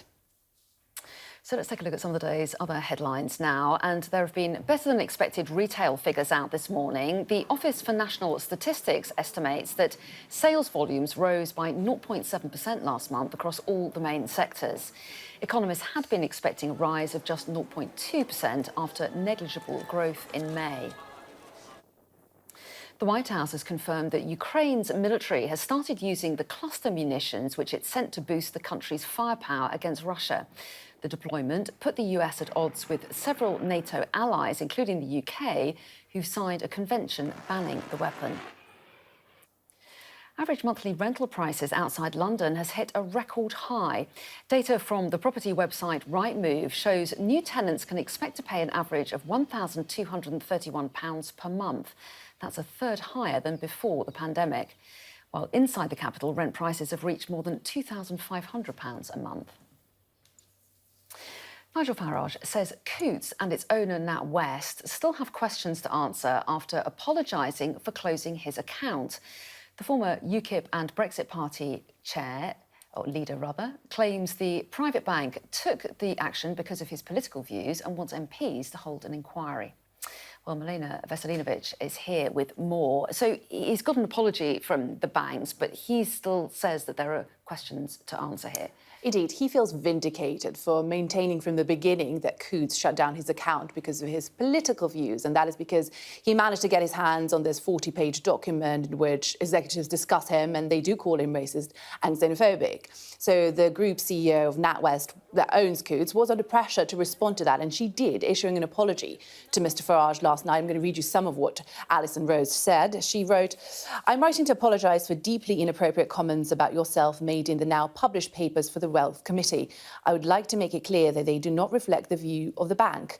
I believe very strongly that freedom of expression and access to banking are fundamental to our society, and it is absolutely not our policy to exit a customer on the basis of legally held political and personal views." And her letter does come in light of the Treasury tightening the rules on how banks can shut down customers' accounts. They'll have to give them more notice, up to 90 days. They'll have to tell them why they're being shut down. Now, Mr Farage has been offered another account within NatWest, but it's fair to say he's been quite lukewarm about this apology. As you've said, he said it was just the start, but that the CEO also has to own what her executives have been saying. I think he's back in the spotlight, which he clearly enjoys, but also it does raise an important issue of whether it is right for the bank to decide on whether the customer's views are valid or not, and then penalise them for that reason. Well, yes, and so we may well hear more on this in the days ahead. It's an issue that, as you say, Nigel Farage suggests affects more than just him. Yeah, he says that other people have been affected by that. There was an issue that people were saying, oh, well, it's because he's fallen below the threshold, the commercial threshold that Coutts requires. And that is certainly the view that the bank had been maintaining for days after, and then it's this dossier that came out that really kind of showed that there were certain views that Coutts executives certainly felt were not appropriate and not really in line with the values of the bank. Now, we haven't got a full sort of mea culpa from Coutts, certainly saying, oh, that is the reason why Nigel Farage has been terminated in terms of his account. That's certainly how he feels, and he now wants even tighter regulation and more of an inquiry as to decide why what happened to him happened. And, he's clearly taking it as a campaigning issue to make sure it doesn't happen to other people. And he is enjoying the attention in the meantime. OK, Milena, thanks very much indeed. Thank you. So let's go back to this morning's by-election results now and what they mean for the government and the polls as a general election looms. Let's get the thoughts now of Conservative peer and pollster Lord Hayward. Very good morning to you. Nice to see you, as we often do on these occasions. 3 by-elections overnight. What do you make of the results? Very good result for the Lib Dems in Somerton, good result for the Labour Party in Selby, and a good relieved result for the Tory party in Uxbridge. So there isn't one clear direction. Well, that's interesting that you say that, and yet the swings away from the Tories, huge in the seats where they lost, yes, but also pretty big, but not big enough, in Uxbridge. I mean, that's not a good trend, is it? No, it isn't. And you're right, the swings in Selby and Somerton are absolutely massive. If they were there on their own, one would take it as a very clear message. But because of Uxbridge and also the expectations in relation to Uxbridge, the message isn't quite so clear. Is it fair to say that Uxbridge was derailed from Labour's point of view by the issue of this ULEZ zone, the ultra-low emission zone that's being imposed? It's been extended into that area. Was that single issue that derailed them, do you think? It is. Normally by-elections are fought mid-term against a government, whatever political persuasion it is, and you've seen these huge swings in both Selby and Somerton. What is interesting about Uxbridge is I looked at the records, and the last by-election I could find, which was fought on local issues, was Bermondsey in 1983. Normally, as I say, very, very different state of affairs. So, yes, ULEZ, the attention is going to be on Sadiq Khan as a result. Well, yes, and these 3 constituencies are very different. They're in different parts of the country with different kinds of voters. So what can we learn from them about the different parties' prospects at a general election? That's where I always say to you and your colleagues, be careful. We are a year and plus away from a general election. I think it will be October 2024. These are midterm by-elections. The message is clear that the government is being punished for the events of the last year or 2 years in all sorts of different ways. But there isn't this clear message. And one thing about Uxbridge, which I think is interesting, is one thinks about it as ULEZ and a London issue. But the Tories did less badly in local elections in May in places like Dartford and Thurrock. ULEZ has implications for a string of marginals on the eastern side of London: Stevenage, Thurrock, Harlow, Dartford, Gravesend. So the Labour Party will be looking very carefully at the implications, not only in Greater London, but outside.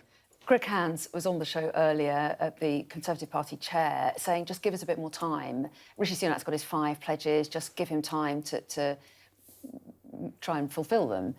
Is that the right approach as far as you're concerned, or do they need to offer the public something more at this stage? It's a message that I would, if I was Conservative Party chairman, I would be saying, but the Conservative Party has to recognise there is a very clear message from all 3 constituencies, despite the Conservatives holding Uxbridge, and that is, we are criticising you big time for what's gone on, and as yet, we're not convinced that you have the solution.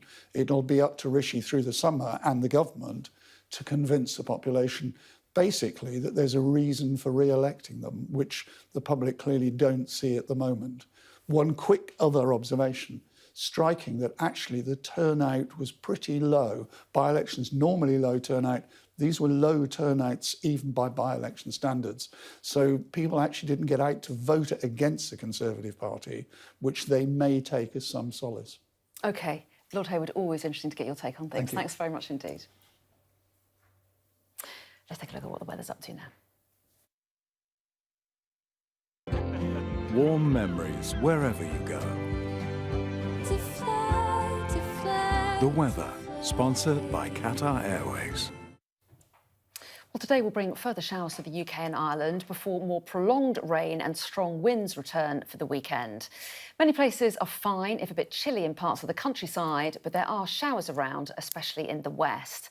They'll become more widespread through the morning, but southeast England will be mainly fine until lunchtime. The weather, sponsored by Qatar Airways. Still to come here on Sky News Breakfast, it was a good night for the Liberal Democrats with their crushing defeat over the Conservatives in southwest England. We'll be talking to the party's deputy leader next.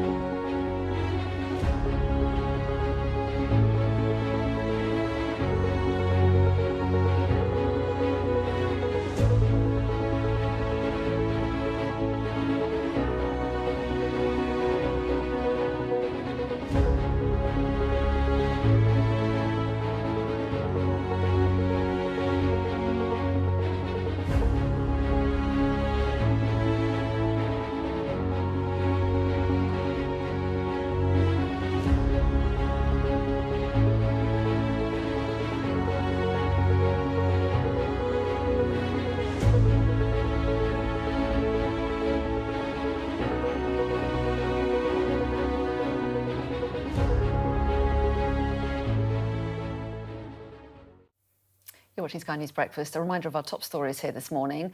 The Labour leader, Sir Keir Starmer, says the party's overwhelming by-election victory in the North Yorkshire constituency of Selby and Ainsty shows the national mood for change.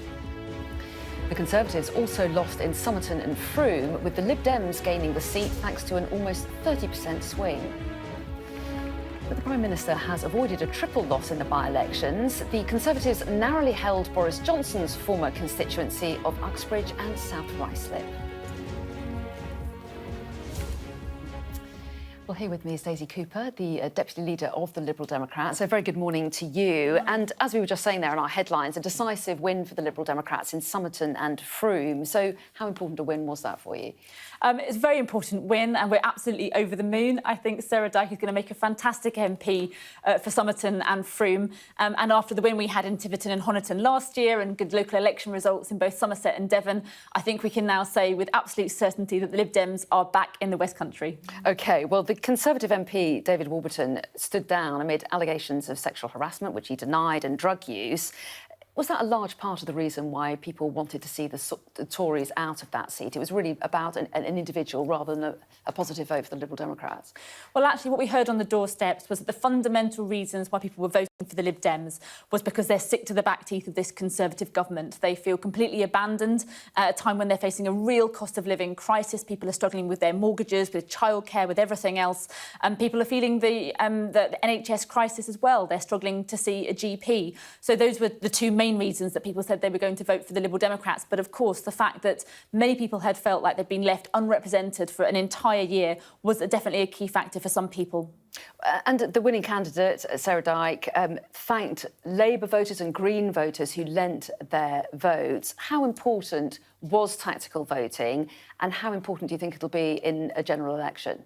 Well, tactical voting is very important in every election for every political party. You know, I was elected in 2019 in St Albans. I had won over the support and votes of lifelong Conservative voters, but I also had to ask Labour, former Labour and Green voters to vote for me tactically. And so it worked in St Albans, it's worked again in Somerton and Frome. And for as long as we have a broken electoral system, first past the post, we have to ask people across the country to vote tactically, as well as voting positively in some places, particularly for hard-working local champions.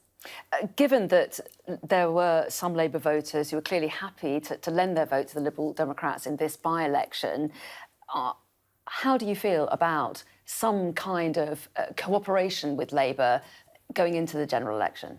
We don't need any formal cooperation. There haven't been any deals and there won't be any deals. And I've said time and time again that we don't need them because the voters will make up their own minds as to who they want to vote for. What we've just seen in Somerton and Frome is that there were many people who voted very positively and proactively for Sarah Dyke because she's so well known in the community. She's a hard-working local councillor. They wanted to vote proactively for the Liberal Democrats. But we did also have to ask people to vote tactically for us as well.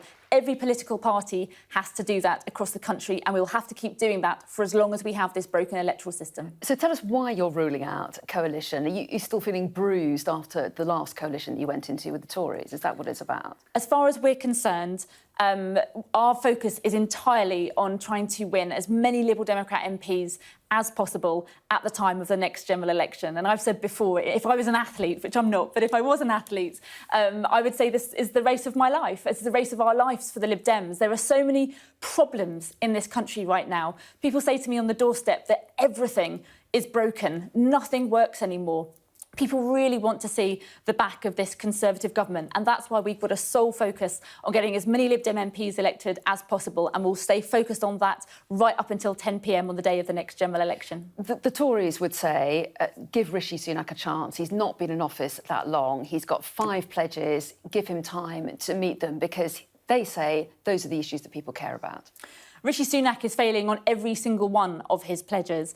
Inflation hasn't been halved and people are still struggling with the cost of living crisis. Liberal Democrats were the first party to call for the windfall tax, and even now we are still having to ask the government to close the loopholes in that windfall tax. There is a lot more the government could be doing and they're not doing it. NHS waiting lists are now going up rather than coming down. It's very clear that the government doesn't have a handle on that either. By contrast, the Liberal Democrats, as I say, continue to campaign for more support for people by increasing that windfall tax and closing the loopholes. We're calling for 8,000 more GPs to be in the system so people can see a GP when they need to. That's why people are voting for the Lib Dems. But all politicians would admit these things take time, and the Tories would say, just look at this week's inflation figures. They're starting to make things happen. I think people look at the Conservative government and they are tired. They're sick to the back teeth of this Conservative government. There's been Prime Minister after Prime Minister after Prime Minister. There's been years of sleaze and scandal. It is a government that cannot get ahead of any of the issues facing this country, whatever those issues are. And that's why people are turning away from the Conservatives, and lifelong Conservative voters are now saying that they're going to vote for the Liberal Democrats. OK, Daisy Cooper, we appreciate your time. Thanks very much indeed for coming in. Let's head to Australia now, where the Lionesses are preparing to take to the field for their first match of the FIFA World Cup. They play Haiti tomorrow morning in Brisbane. So let's go there now. Sky Sports reporter Anton Tului joins me from there. So a lot of excitement building here, certainly, about the Lionesses heading onto the pitch. How's the mood there? Yeah, look, obviously it's really quiet here now, but in 26 hours' time, thousands of fans will be here at the Suncorp Stadium. Hundreds are flying over from the UK. Obviously, loads of expats will be here in Queensland for this game as well. England here in this part of the world have become everyone's second favourite team, effectively, which is a bit of a surprise for us, considering the sporting rivalry between England and Australia, especially with how bitter the Ashes has been this summer, isn't it? But yes, everybody's very hyped, very excited about what this England team can achieve kicking off here tomorrow. England come in, obviously, as European champions, but there are some key players missing for England. There's obviously no Fran Kirby, there's no Beth Mead, who is player of the tournament at the Euros, and there's no captain Leah Williamson. So my colleague Gail Davis did try to get a little bit out of Serena Wiegmann, tried to get some team news, tried to find out which 11 players will be playing here tomorrow. She wasn't very successful, though.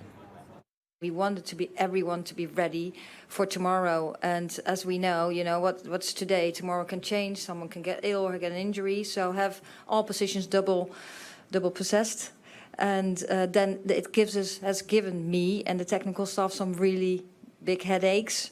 The biggest being? The biggest being, no, I'm not going to tell you. It's really close. It's very competitive, so I just want them to keep giving us headaches.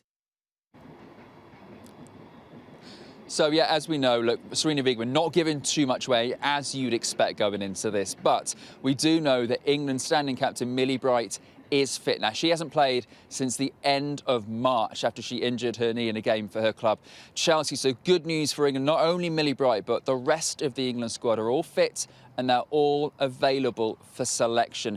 They obviously come up against Haiti, a team ranked almost 50 places below them in the world rankings. But hearing from their squad a little earlier, they say, look, they're not just here to make up the numbers. They're here to show the world what they can do. If they can beat England here tomorrow, they will shock the world. They make no bones about it. But England's very professional, very focused, and they want to walk away from here with 3 points and eventually walk away from Australia as world champions.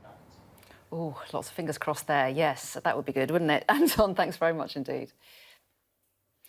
Time to take a look at the rest of the sport now. Here's James. This Sky News Sports Bulletin is brought to you by Vitality.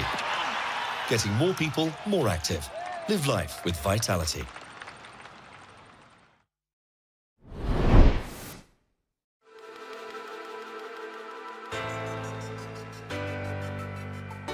The latest reports from leading scientists says we're in a climate emergency and perilously close to the point of no return.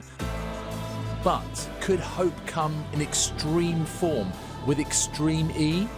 He's got 1 lap to go and he has a gap of 6.2 seconds. So behind them, look, the tightest gap is between P3, Timmy Hansen, for Andretti Alpha Keelit. Here in Glenmuckloch, some 50 miles south of Glasgow by road, electric SUVs are racing off-road on a track etched into a former coal mine, which is being transformed into a hydro project providing clean, renewable energy to the region. And that juxtaposition is very deliberate indeed. Old fossil fuel polluting industry changing its ways, meeting new, dynamic, sustainable sport. I think Extreme E is kind of a blueprint for like a future-proof motorsport. It's got all the racing, it is off-road, but it races in kind of a sustainable way. So there are a lot of things we do in different regions to highlight environmental issues in those particular regions. The drivers get very involved in that. And then also the footprint of the racing series is quite small. You can see we have inflatable paddocks. They all pack up on a ship. They go around the world on a ship. I mean, it's so different, and I think that's why it's so exciting and bringing a whole new audience into motorsport. Is we're not taking something and just electrifying it. We're going to these remote locations that have got a purpose-built racetrack, and then we're racing wheel to wheel with other cars. McLaren are one of 10 teams involved in this third season, which features intense double-header race weekends all around the world, testing for all the crew involved. So they've got a very short time from when they get out of the car to when they're next going to be in it, get all the systems checks done, so make sure everything's running correctly, then understand what they want from the car, then figure out what we need to do, and then go back to them and say, OK, these are the changes we think we're going to make. Everyone on the team was getting involved, getting stuck in with repairing the bodywork or putting new... This Sky News Sports Bulletin is brought to you by Vitality. James, thanks very much indeed. You're watching Sky News Breakfast. Coming up in the next few minutes, we're going to be taking a deeper look at the 3 by-election results overnight with election analyst Dr. Hannah Bunting. That's coming up next.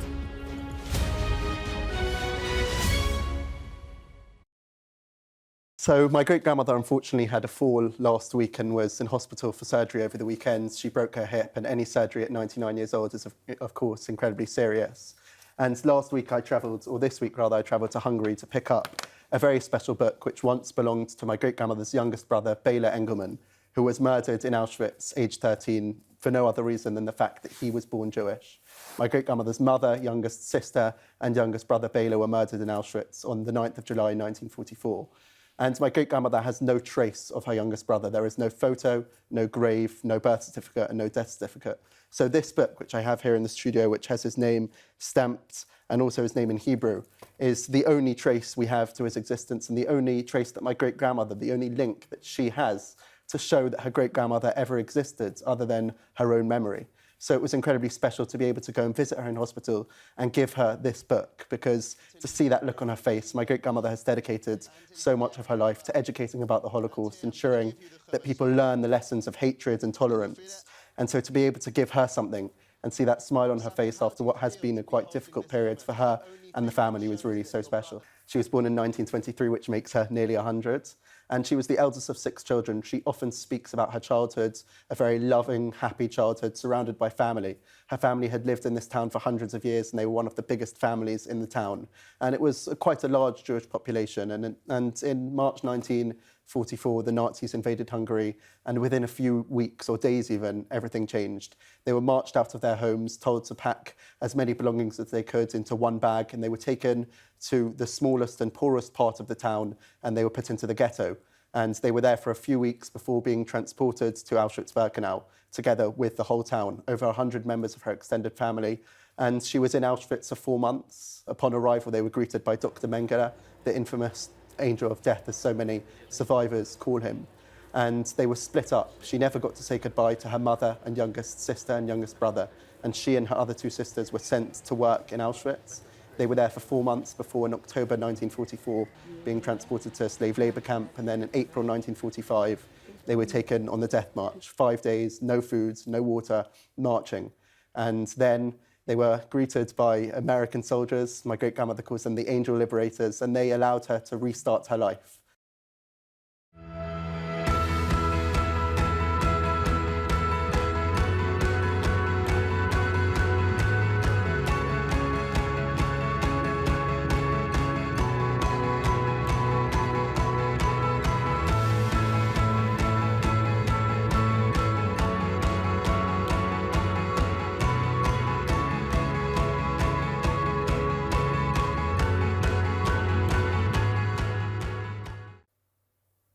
So let's get more now on yesterday's by-elections, where the Conservatives narrowly avoided losing 3 seats, with Labour and the Liberal Democrats overturning big majorities to claim a constituency each.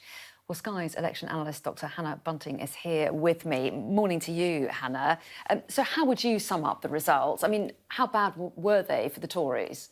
Yeah, a lot of interesting things happened overnight, and this is one of the rare occasions where all three of the main parties can kind of legitimately claim a win. So it's quite difficult to cut through and have a look at what actually happened. But in terms of kind of the history books, that 29% swing to the Liberal Democrats, that is nearly double what they actually needed to win the seat. So they're winning it by a West Country mile, you know, not just a little bit. I see what you did there. Yeah. Somerton and Frome in the West. I'm sure everyone got that, but I enjoyed that. And then in Selby, that's the second highest swing to Labour in a Conservative defeat that we've ever seen, which has knocked Tony Blair's spot off the second spot, which he did roughly about the same distance from the 97 general election as we are from our next general election. I'm so sorry to cut into you there, but we're going to cross to Ruislip because the Prime Minister has been speaking there. It's Uxbridge and Ruislip that, of course, the Tories did hang on to. Let's listen to what he has to say.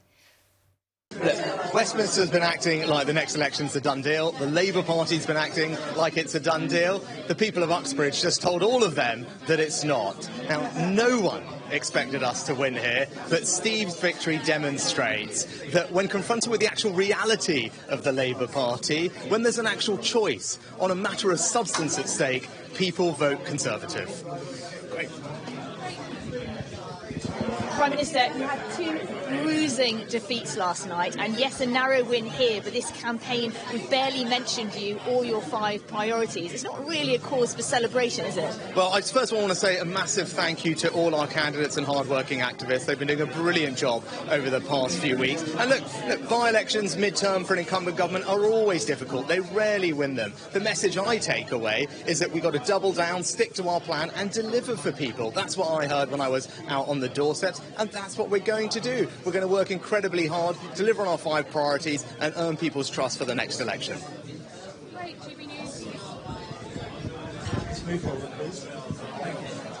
Prime Minister, new Lib Dem MP for Somerton Frome, Sarah Dyke, talked about the circus of chaos of the Conservative government. How much of the bad results, not in Uxbridge, but elsewhere in the country, the huge swings against you, are the result of the chaos under Boris Johnson and Liz Truss, and how much of this is on you? And after 13 years, aren't people just fed up of the Conservatives? Look, mid-term by-elections are rarely easy for incumbent governments. These are no different. And look, the reality is the circumstances of these by-elections are far from favourable. It's a reminder to politicians that we need to focus on what matters to people and not be distracted by what's going on in Westminster. And if you just look at what have we been doing over the last couple of weeks, we've been making a major difference to people. The inflation numbers we had just the other day show that our plan is working, easing the burden on the cost of living. We had an announcement of billions of pounds of investment in our auto industry. One of the largest investments in decades, going to create thousands of jobs. We announced a long-term workforce plan for the NHS, welcomed by over 40 NHS stakeholders, so we can train more doctors and nurses here at home, and we passed our Stop the Boats bill, one of the toughest pieces of legislation to ensure that we can stop the boats. That's what we're doing. We're getting on and delivering people, and that's what I'm going to do all the way to the next election. Okay, who's next? Sorry. Just get you in the shot. Ready? Yeah. We're ready. Prime Minister, you've held on to the seat here in Uxbridge because of a local issue, not because of a brilliant endorsement of your party. Elsewhere, it looks like people are voting tactically, choosing to vote for whichever candidate is in the best position to beat the Conservative candidate. Are you worried about that, and are we entering the final days of you being in office? Nobody expected us to win here, but Steve's victory shows that when people are confronted with a real choice, a choice on a matter of substance as they had here, they vote Conservative. That's what the general election is going to be about. It's going to be about actual issues that make a difference to people, and that's what we deliver in the Conservative Party. And look, when we get to that general election, what people are going to see is that I and the government and the party are going to build a brighter future for their children, for their grandchildren, and that future is going to be filled with hope, it's going to be filled with optimism, and it's going to be filled with enormous pride in our country. So an upbeat Prime Minister Rishi Sunak there answering a queue of correspondents in that cafe there, Tamara being one of them in Ruislip. Tamara, this was the seat that the Tories did hang on to overnight. Rishi Sunak saying that the fact that they did that shows the next general election is not a done deal. He's putting over a very upbeat message. That's right, and my gosh, the Conservatives are relieved. When Rishi Sunak arrived here at the Rumbling Tom Cafe in South Ruislip, he said to the activists and to the winning candidate, Steve Tuckwell, "Are you pumped?" There were lots of cheers. He said he understood that they had frustrations about the national picture, but he said when it comes to an issue of substance, and he means this emissions scheme for which people here with the oldest and most polluting cars will have to pay £12.50 a day to drive around. He says when it comes to issues like that, people will vote with their feet, they will vote Conservative, and he says the next general election is not around the corner if they stick to their plan, his plan to cut inflation and to ease the cost of living. He says things will be turned around. Now, the Prime Minister acknowledged when I said to him this is not really a cause for celebration because there was quite a decent swing to Labour here. Labour delivered a big victory in North Yorkshire and so did the Lib Dems in the southwest. He acknowledged that the government was mid-term and things could be difficult, but he said that the result here showed that with issues that people care about, and you wonder if closer to the election that might be tax issues, then things could be turned around. And I think Labour's inquest is already ongoing as to why they didn't secure victory here. OK, Tamara, thanks very much indeed. Let's find out what the weather's doing now. Warm memories wherever you go. The weather, sponsored by Qatar Airways. Well, today will bring further showers to the UK and Ireland before more prolonged rain and strong winds return for the weekend, I'm afraid. Many places are fine, if a bit chilly in parts of the countryside, but there are some showers around, especially in the west, and they'll become more widespread through the morning. The weather, sponsored by Qatar Airways. Coming up in the next hour on Sky News Breakfast, we'll have all the latest reaction and analysis of the triple by-election results. We'll be live to the three constituencies after the government avoided a 3-0 defeat.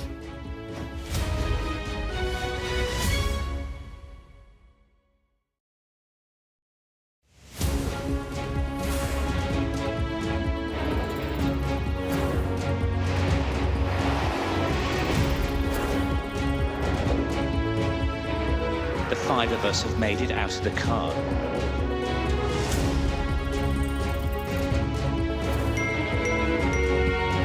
Welcome to Backstage, the film and TV podcast.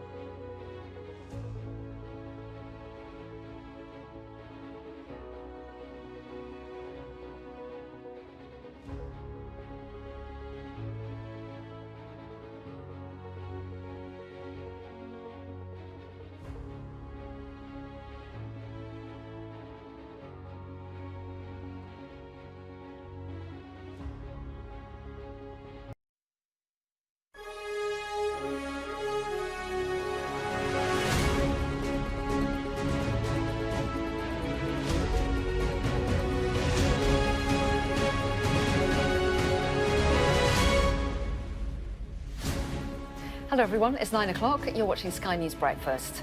It's not a done deal. Rishi Sunak gives his reaction on what was a bruising night for the Conservatives, losing 2 seats to Labour and the Lib Dems in the by-elections. But the Tories managed to hold on narrowly to the 3rd seat up for grabs in Boris Johnson's old constituency. Well, Labour's deputy chair tells me her party will need to discuss their policy over London's clean air after missing out in Uxbridge and South Ruislip. We'll have all the latest from Selby, Frome and Uxbridge. It's Friday, the 21st of July. Rishi Sunak vows to double down and deliver for the people after losing 2 out of 3 by-elections.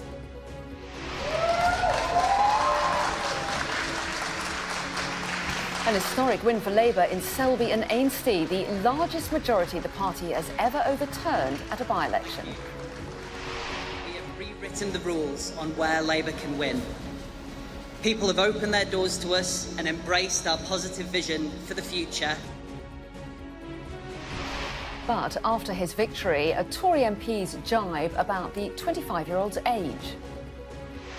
We mustn't become a sort of repeat of the in-betweeners, right? So I think you've got to have people who've What do you mean by that? Done stuff. Well, this guy has you know, he's been at Oxford University more than he's been in a job. Defeat 2 for the Conservatives in Somerton and Frome as the Liberal Democrats claim another Tory seat. But Rishi Sunak narrowly avoids a triple defeat, holding on to Boris Johnson's old seat of Uxbridge and Ruislip. Also making news. Senior doctors and consultants are back on the picket lines again today as their 48-hour strike continues. Nigel Farage says Coutts still has questions to answer after the bank apologised for closing his account. And the Lionesses prepare for their first game of the World Cup. We'll have the latest from Brisbane this morning.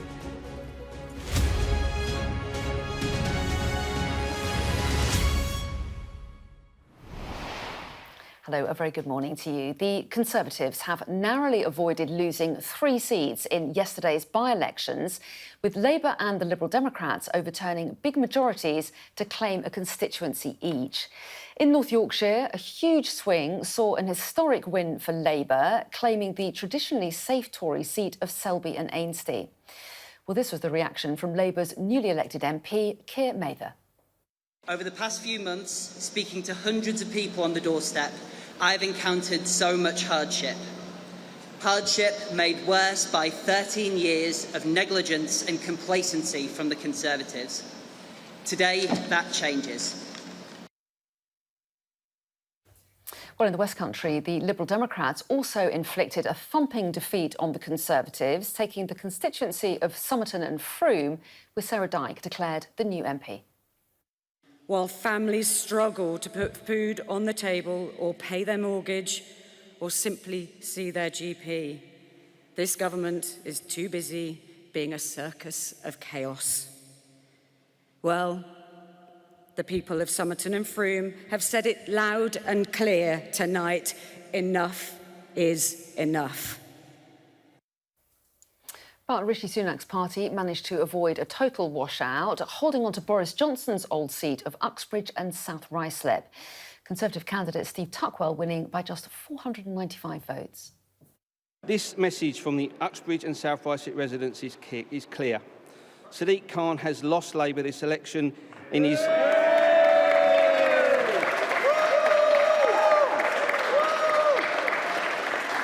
And we know that it was his damaging and costly ULEZ policy that lost them this election. Well, in the last few moments, we've heard from the Prime Minister, Rishi Sunak, who's been visiting Uxbridge. Our political correspondent, Tamara Cohen, spoke to him. Prime Minister, you had 2 bruising defeats last night, and yes, a narrow win here, but this campaign, we've barely mentioned you or your 5 priorities. It's not really a cause for celebration, is it? Well, I first of all want to say a massive thank you to all our candidates and hard-working activists. They've been doing a brilliant job over the past few weeks. And look, by-elections, mid-term for an incumbent government are always difficult. They rarely win them. The message I take away is that we've got to double down, stick to our plan and deliver for people. That's what I heard when I was out on the doorsteps. that, and that's what we're going to do. We're going to work incredibly hard, deliver on our 5 priorities and earn people's trust for the next election. Well, Tamara joins me now live from Ruislip. And Tamara, the Prime Minister really putting a positive, upbeat message on last night's results. Yes, the Prime Minister said to Conservative activists, "Are you pumped?" as he walked into the Rumbling Tom Cafe behind me to congratulate Steve Tuckwell, the candidate, who said that this contest was a referendum on the ULEZ scheme, the low emission scheme, which means certain older and polluting cars and vans will have to pay £12.50 to drive around this area, the outer London area, when this scheme is extended at the end of next month. And it proved to be very unpopular. Even Labour's candidate had to change position on it midway through the campaign. Now, the Conservatives will be very relieved to pull off a win here, even though there was quite a big swing to Labour in terms of the number of votes. This is a seat that Labour have never won before, even in 1997. But the Conservatives say that the expectation was that they would lose, and having clung on here, that is a good sign for the election ahead, with the Prime Minister saying that on issues of substance, people will still look to the Conservatives, and very much think an inquest underway in the Labour ranks as to why expectations were allowed to run so wildly that they might win here. But although overall a good night for Labour and the Lib Dems, and a bruising one for the Conservatives, they were able to cling on here. And I'm joined now by Susan Hall, who's just been selected actually as the Conservative candidate for the London mayoral contest, which is happening next year. She's been campaigning here, and ULEZ is going to be a big issue in that campaign.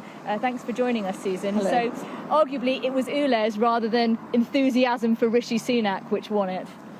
The ULEZ issue here is a big issue, and right from when I started knocking on doors, people were complaining about it.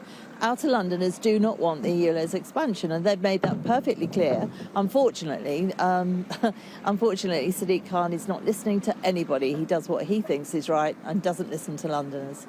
What do you think this means for the London mayoral contest next year? Are you going to pledge to get rid of it? Oh, from day one it will be gone, and I will listen to Londoners on everything. He doesn't listen to Londoners at all. He has got to be removed, and I will remove him on May the 2nd. Did you expect to win here? The Conservatives generally didn't. They only won by less than 500 votes after a recount. It certainly wasn't a sort of storming result to be looking forward to a general election. What would you take from this in terms of the Conservatives' position in the polls and what you'll need to do in order to do better at the general election? Well, I'm looking at the mayoral election. We've had Sadiq Khan for 7 years. Everybody knows he doesn't listen to a thing that any of us want. If you look for his achievements, you'd be hard pushed to find absolutely anything. And he is absolutely adamant he'll put this ULEZ expansion in. He should not be doing that. Londoners don't want that. He should listen to Londoners. Well, he'd dispute that, of course, and say that clean air is a huge problem for everybody's health as well. I must ask you, some of your critics have said that you are been described as a hard right candidate. They've pointed to you tweeting support for Donald Trump, for talking about your joy at Liz Truss's mini budget. What would you say to people who point to those things? I'm a politician with common sense policies. I reflect very much what other Londoners want, and I am a Londoner through and through. I will listen to people, and I will make sure I have the policies that people want. At the end of the day, the left always refer to the right and the right to the left. At the end of the day, I will put in common sense policies. Policing is the one thing I will be really working on, because nobody is feeling safe at the moment. Sadiq Khan doesn't care about that either. We've really got to get a grip with London. It's the most beautiful city in the world, and it needs a mayor that cares about it. So we should not think about those comments about Donald Trump and Liz Truss. We should think about... Oh, they'll throw all sorts of stuff at me, and I don't care, quite frankly. When Londoners hear what I stand for, then it's for them to make a judgment. I'm expecting all sorts of rubbish being thrown at me. I don't care, because if that's all they can do, people will listen to the policies. People know Sadiq Khan doesn't care, and hopefully they'll vote for me in the mayoral election, and then I will be the next mayor. Thanks very much. And it sounds like ULEZ continue to be a big issue here in Uxbridge, and we heard from Angela Rayner on that issue this morning and why it was divisive for the Labour Party. This is what she said. election? I mean, if you look at the result in Selby, I mean, it's pretty clear that that was a historic win for us and very significant. So it shows that we can win in places that we've never won before. We're showing them that Labour can be trusted and can form the next government and change people's lives for the better. That's the important message. And I think the lesson of Uxbridge is to also deal with the problem around emissions and making sure that we have a proper scheme that will allow people to make the right decision. Tamara, thanks very much indeed. And we'll, of course, have all the latest analysis on those election results in just a minute. But first, I do want to bring you a little bit of breaking news coming into us. We're hearing that Ukraine's president has dismissed Vadim Prystaiko as ambassador to Britain. That news coming in via the Reuters news agency, but no reason has been given. So we're going to chase that up and find out a little bit more detail. But we're learning that Ukraine's president has dismissed Vadim Prystaiko as ambassador to Britain. So more on that in a bit. In the meantime, let's go back to last night's by-elections, and I can bring in now Sky election analyst Michael Thrasher. Very good morning to you. A long night for you. Yes, I did just call Ruislip earlier, which says a lot about how little of the stuff we've all had. But tell us what your reaction is to this set of results. Well, by-elections are fascinating, aren't they? In terms of 3 contests there. 2 Tory losses, and the one that everyone expected they would lose, they held. So it's fascinating. But for me, what it does expose is problems for both main party leaders. On the one hand, Sunak there is natural enough, as leaders do. They want to, expand on all the positive things. They want to ignore the negative. Many Tory members, many Tory MPs are frightened of the outcome in both Selby and Somerton, because it shows them that their seats are now on the line. If Labour can achieve a swing as big as they want, the one they got in Selby, second only to the massive swing in Dudley West, it means that their majorities are no longer safe. So they'll be saying, he's talking about Uxbridge, when actually the real panic should be about Selby and what's happened in Somerton with the revival of the Liberal Democrats.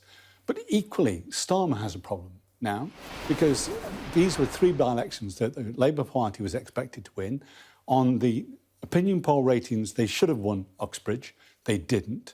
And people will be within the party saying it's the same old problem that we've got, is that people don't trust us on tax. They think if it moves, we'll tax it. We want to our natural tendency is towards taxing people. And the people of Uxbridge have voted against the ULEZ tax, and other people in other constituencies, as we go into the general election, they'll be saying the same thing, right? Are we better with Labour, who might well raise taxes, or should we stick with the Conservatives? So problems for both leaders from these 3 by-elections. Well, yes, and as you say, the Prime Minister there saying that the Uxbridge by-election shows that the general election is not a done deal, but how much can we extrapolate from by-elections to inform us about a future general election? Are there aspects of these results that you think point us in a certain direction? Well, there's no question. I mean, I always tell people to compare with what happened in the period 92-97, when Major's government clearly lost control of the economy. People lost trust in them. They fought 8 by-elections. They lost 8 by-elections. The Conservatives are now approaching that number, and if the 2 by-elections that are imminent do come off and they lose them, then they'll begin to match that performance. So in that sense, there is still all to play for, but there is a sense, I think, in which the electorate might well have made up their minds about the Conservatives have been in for a long time. That is not, however, the same thing as saying we'll give Labour a chance. So I think, the jury is still out on this. I can't see the Conservatives retaining an overall majority at the next general election. I do see that it's a problem for Labour to win an overall majority. We might still be, once again, in hung parliament territory. Interesting times. Michael Thrasher, thanks so much for talking us through your analysis of the results. We do appreciate it. Thank you. So let's get the view now from our political correspondents in two of those constituencies. Ali Fortescue is in Selby in North Yorkshire and Rob Powell's in Frome in Somerset. And Ali, to you first of all, and a really thumping victory there for the Labour candidate in Selby. Yeah, I think this is, it's definitely really significant. I think this is the big story of the day, and I'm not just saying that because this is where I've been sent. For the Labour Party, it is a historic victory, the biggest majority that they've overturned, 20,000 plus. That was the majority that Nigel Adams here had previously for the Conservatives. That has now been overturned. So a big moment for Labour, a record because of the majority that was overturned. Also record is worth saying because of the age of the new MP here, Keir Maher. He is 25 years old, so he will be the youngest MP. And we actually just bumped into his mother, who had been up all night at the election count, and she hasn't slept. Was just walking past us in Selby. We had a quick chat to her. She said her son is cool as a cucumber this morning. She said that she was screaming as the result was announced. She thinks that she's hit 95 decibels, she said. She said she was very proud but not surprised, and that her son was a very hard worker. She also tipped him to be the next Prime Minister. So that was a view from a proud mother of a 25-year-old that has become the youngest ever MP. That is a story for Labour this morning, a big success. I suspect we will see a big name from the Labour front bench, potentially even the leader of the Labour Party himself coming here today to mark this moment and to celebrate. But for Rishi Sunak, of course, big disappointment. His constituency, worth saying, also in North Yorkshire, not all that far from here. He personally came here during the election campaign. I got the sense, speaking to people in number 10, that this was the one they were most worried about. This was a seat that they wanted to hold on to. They didn't do that. It feels like, from speaking to people here, they were really annoyed by the way that Nigel Adams, the former MP, resigned. They wanted to punish the Conservatives. They certainly did that last night. OK, Ali, thanks very much indeed. So that was Labour's big win. What about the Liberal Democrats? Well, earlier I asked Deputy Leader of the Liberal Democrats, Daisy Cooper, about some Labour voters lending their vote to winning Liberal Democrat Sarah Dyke in the Somerton and Frome by-election, and whether there would be any cooperation between the two parties heading into a general election. We don't need any formal cooperation. There haven't been any deals and there won't be any deals. And I've said time and time again that we don't need them because the voters will make up their own minds as to who they want to vote for. What we've just seen in Somerton and Frome is that there were many people who voted very positively and proactively for Sarah Dyke because she's so well known in the community. She's a hard-working local councillor. They wanted to vote proactively for the Liberal Democrats. But we did also have to ask people to vote tactically for us as well. Every political party has to do that across the country, and we'll have to keep doing that for as long as we have this broken electoral system. Well, Rob Powell is in Frome in Somerset for us this morning, and Daisy Cooper very excited about this win there in Frome, and I imagine the candidate even more so. Yeah, it is a big win. The Lib Dems were confident. They declared victory some 90 minutes, 2 hours after the polls closed last night, before our election programme was even on air. I think there's really four key reasons why this has happened. The first is probably the intensity of the Lib Dem ground campaign here. They knocked on 15,000 doors yesterday. Leaflets have been going in from 5 a.m. in the morning yesterday. That clearly can't be replicated at a general election campaign. The second, as you were touching on with Daisy Cooper there, is the tactical voting that had gone on. Labour slipped back to 5th place. They came behind the Green Party and behind Reform UK, barely scraping 1,000 votes. So I think a lot of Labour voters have tactically supported the Lib Dems. I spoke to a couple of Green supporters, Green Party supporters, yesterday in Frome that said that they were going Lib Dem because they felt that they just wanted the party that would kick the Tories out. I think it's an open question at the moment whether that strategic voting is replicated at a general election. I think the third issue here is some of the specific questions around the circumstances in which this by-election came about. Clearly, David Warburton, the former Tory MP for here, there were allegations in Sunday newspapers a year ago related to him. Many people have complained that he simply hasn't been around or available since then, and that may well have contributed to a lot of Tory voters simply staying at home. And I think the fourth, though, is a broader Lib Dem revival in this part of the country, somewhere where they have held seats before. They did well in the local elections around here, and I think it will be that fourth reason that will really worry the Conservatives, because you can see them getting squeezed in places like this by the Lib Dems, while at the same time being squeezed in places like Selby and Yorkshire by Labour. OK, Rob, thanks very much indeed. Well, earlier we got some reaction to Labour's historic win in Selby from the Minister, Johnny Mercer. We asked him what he made of the new MP, Keir Mather. I think it's always good to get new people in politics. I mean, I think we mustn't become a sort of repeat of the in-betweeners, right? So I think you've got to have people who've What do you mean by that? done stuff. Well, this guy has you know, he's been at Oxford University more than he's been in a job. You put a chip in him there, and he just relates Labour lines. Well, we put that to Labour's Deputy Leader, Angela Rayner, and here's what she thought of it.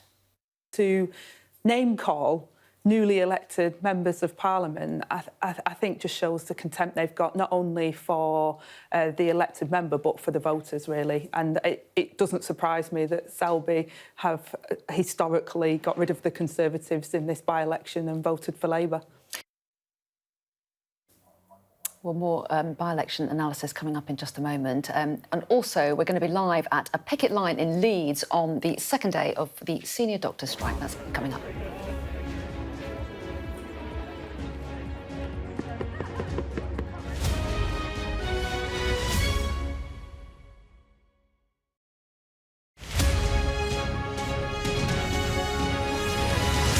I'm Martha Kellner and I'm Sky's US correspondent based here in Los Angeles. It's turning everybody into, you know, a crazy, violent drug addict. How are you feeling? I am angry. It is an anti-woman agenda. 2 women say that you paid for their abortions. Are you a hypocrite, sir? Will your candidates win? I hope so. I think they will. I think they're great candidates. I gotta be realistic. My sister's dead. More than 4 weeks on, there's no murder weapon and no suspect. Are you going to catch this killer? We are doing everything we can. Ghislaine Maxwell has pleaded not guilty to all 6 charges against her. Mum, how are you feeling today? Jeffrey said, you answer to Ghislaine, you just don't cross her. They're so excited. Severe nightmares of these people coming in and just taking me in the middle of the night. I've watched as whole towns were torn apart by natural disaster. I'm alive and I'm thankful for that, but there are a lot of people who aren't. It's not the winds people fear most here, it's the water. We take you to the heart of the stories which shape our world. Do you truly believe what you're saying? A lot of cases that I know are reported from Ukrainian missiles themselves. Ambassador, with respect, I think that's preposterous.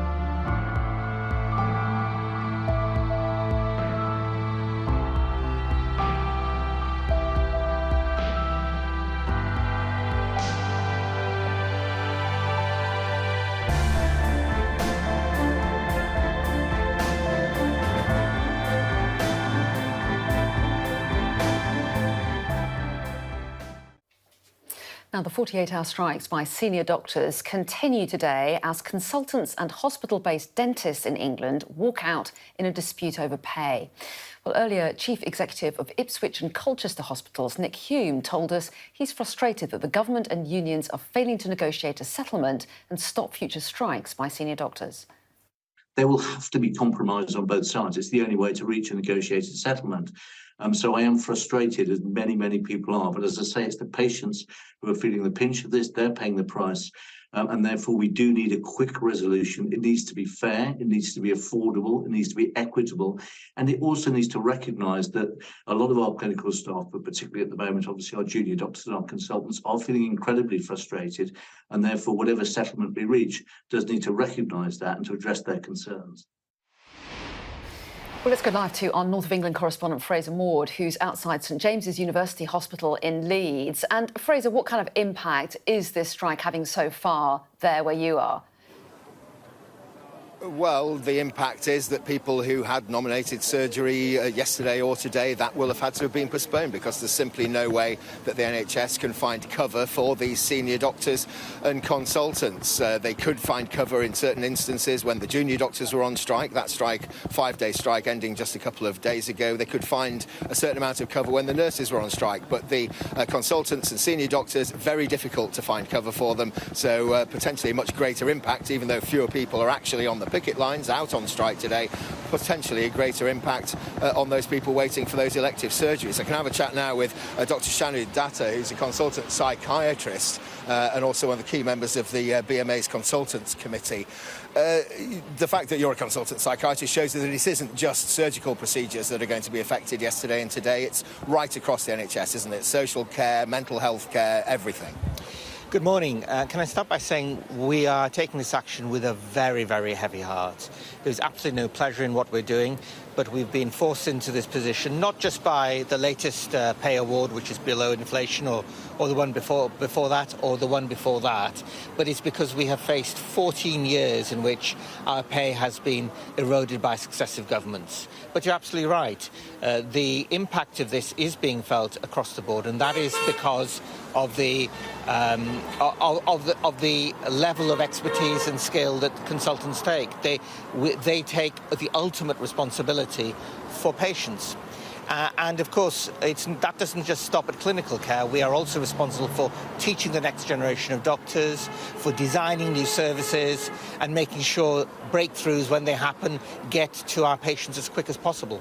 We saw huge levels of public support for the nurses, for the junior doctors. We're hearing motorists blowing the horns as they drive past the picket line here today. But in terms of the fact that the salaries we're talking about are so much higher than those of the nurses, average nurses pay £37,000, consultants over £120,000. Do you think you still have public support for the senior doctors and consultants taking action? Well, I think, as you can see for yourself, there's been tremendous support, both from doctors, and this is day two, and from the public. Nurses are our very, very precious colleagues. We work very closely with them, as we do with other specialties and other professions, as part of the multidisciplinary team. But with the greatest respect to them and all of them, we take the ultimate clinical responsibility for the decisions that we take. And it is absolutely the case that the most senior doctors are now leaving the profession because other parts of the world are making different choices about how they fund their healthcare and are making different choices about how they fund their most senior doctors. Dr. Datta, thanks very much for talking to us this morning. It seems as though there is a bit of a stalemate, though, between the BMA and the government. The BMA say that they've effectively had a 35% pay cut over the past 14 years. The government say the 6% deal that's on the table at the moment is the last deal that's going to be offered. Take it or leave it. Indeed. Fraser, interesting to see where it heads. Thanks very much indeed. Some other news for you now, and Ukraine's President Volodymyr Zelensky has dismissed the Ukrainian ambassador to the UK, Vadim Prystaiko. Mr Prystaiko has held the role since July 2020 and has been present throughout the war in Ukraine. The presidential order gave no reason for the sacking, but said Mr Prystaiko had also been removed as Ukraine's representative to the International Maritime Organization. There have been better than expected retail figures out this morning. The Office for National Statistics estimates that sales volumes rose by 0.7% last month across all the main sectors. Economists had been expecting a rise of just 0.2% after negligible growth in May. Average monthly rental prices outside London have hit a record high. Data from the property website Rightmove shows new tenants can expect to pay an average of £1,231 per month. That's a third higher than before the pandemic. While inside the capital, rent prices have reached more than £2,500 a month. Nigel Farage says Coutts and its owner NatWest still have questions to answer after apologising for closing his account. The former UKIP and Brexit Party leader claims the private bank took the action because of his political views and wants MPs to hold an inquiry. Well, Milena Veselinovic is here with more now this morning. So, Milena, clearly Nigel Farage welcoming the fact that he's got an apology, but he still wants more action and says there are more questions. Indeed, he is quite lukewarm about the apology that he got from the NatWest Group CEO, saying basically that she needs to own what her executives said, and he knows what they said because he managed to obtain this 40-page dossier about him in which certain executives do refer to him as racist and xenophobic, and he maintains that that is the reason why Coutts terminated his account, even though we haven't actually heard from anyone from Coutts as to either who signed off on it or who made that decision. We did hear from the group CEO, NatWest Group CEO, who apologised to Mr Farage. I'm going to read you some of her apologies. She says, "I'm writing to apologise for deeply inappropriate comments about yourself made in the now published papers for the Wealth Committee. I would like to make it clear that they do not reflect the view of the bank. I believe very strongly that freedom of expression and access to banking are fundamental to our society, and it is absolutely not our policy to exit a customer on the basis of legally held political and personal views." Now, her apology comes as the Treasury tightened rules of how banks can close down people's accounts. They have to tell people now why they're doing it. They also have to extend the notice period from 30 to 90 days. So an individual can either challenge that decision or try to find another bank to bank with. Now, Mr Farage himself has been offered another account within NatWest. He's clearly not happy, though, and he says other people are in the same position as he is, and he wants rules further tightened. I think he does raise an interesting point as to how and why can a bank be an arbiter of whether someone's views are, acceptable or not. And they do wield quite important power when shutting down that account, because you really can't exist in modern society without a bank account. No, exactly. I'm sure we'll hear more about this story in the days ahead. Milena, for the moment, though, thanks very much indeed. Not great news on the weather front, I'm afraid. Let's get the details. Warm memories wherever you go. The weather, sponsored by Qatar Airways. Well, today will bring further showers to the UK and Ireland before more prolonged rain and strong winds return for the weekend. Many places are fine, if chilly in parts of the countryside, but there are showers around, especially in the west. They'll become more widespread through the morning, but southeast England will be mainly fine until lunchtime. In between the showers, do expect some spells of sunshine. The weather, sponsored by Qatar Airways. Still to come here on Sky News Breakfast, what does this morning's by-elections mean for Rishi Sunak? And is Sir Keir Starmer a Prime Minister in waiting? We'll discuss those questions and more next.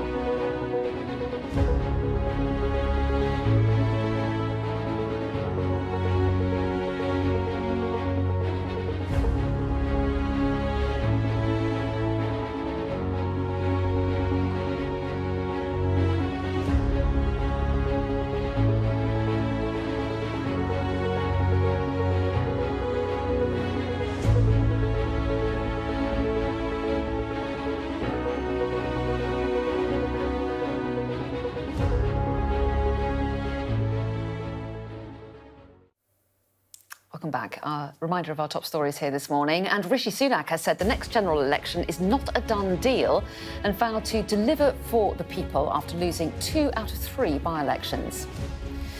Labour leader Keir Starmer says the party's overwhelming by-election victory in the North Yorkshire constituency of Selby and Ainsty shows the national mood for change. While the Liberal Democrats say no deals were done in the election and claim they don't need to cooperate with Labour as they take the seat of Somerton and Free. Well, the Conservatives avoided a triple loss in the by-elections, narrowly holding Boris Johnson's former constituency of Uxbridge and South Ruislip.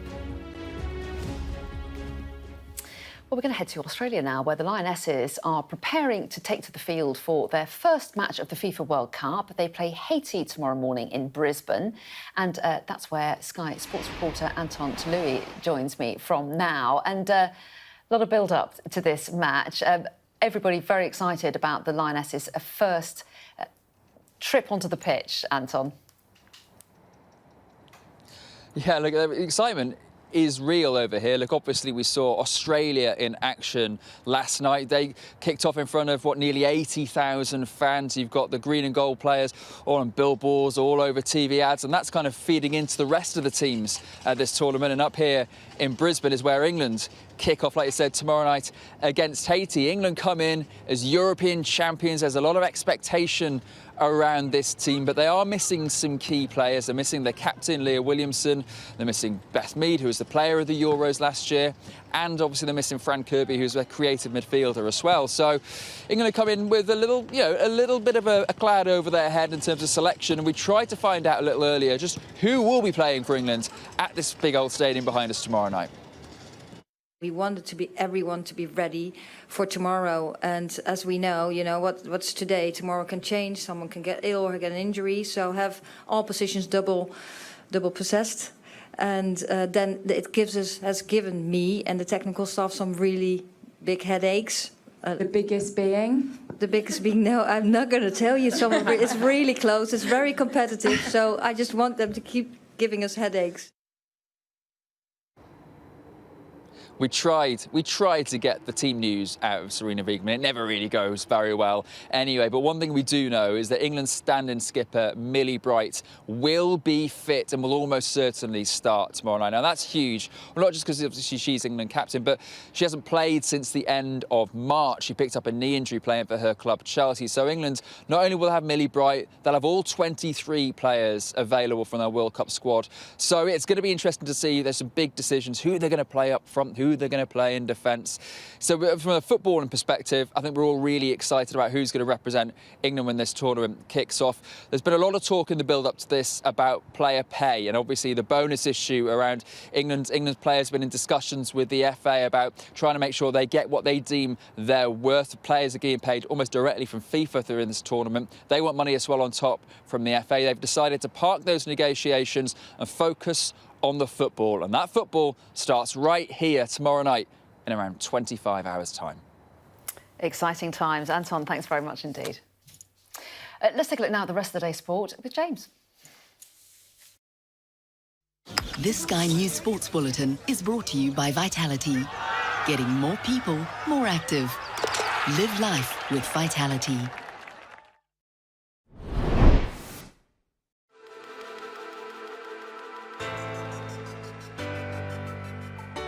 The latest reports from leading scientists says we're in a climate emergency and perilously close to the point of no return.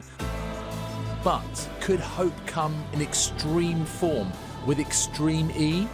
He's got 1 lap to go and he has a gap of 6.2 seconds. So behind them, look, the tightest gap is between P3, Timmy Hansen, for Andretti Alpha Keelit. Here in Glenmuckloch, some 50 miles south of Glasgow by road, electric SUVs are racing off-road on a track etched into a former coal mine, which is being transformed into a hydro project providing clean, renewable energy to the region. And that juxtaposition is very deliberate indeed. Old fossil fuel polluting industry changing its ways, meeting new, dynamic, sustainable sport. I think Extreme E is kind of a blueprint for like a future-proof motorsport.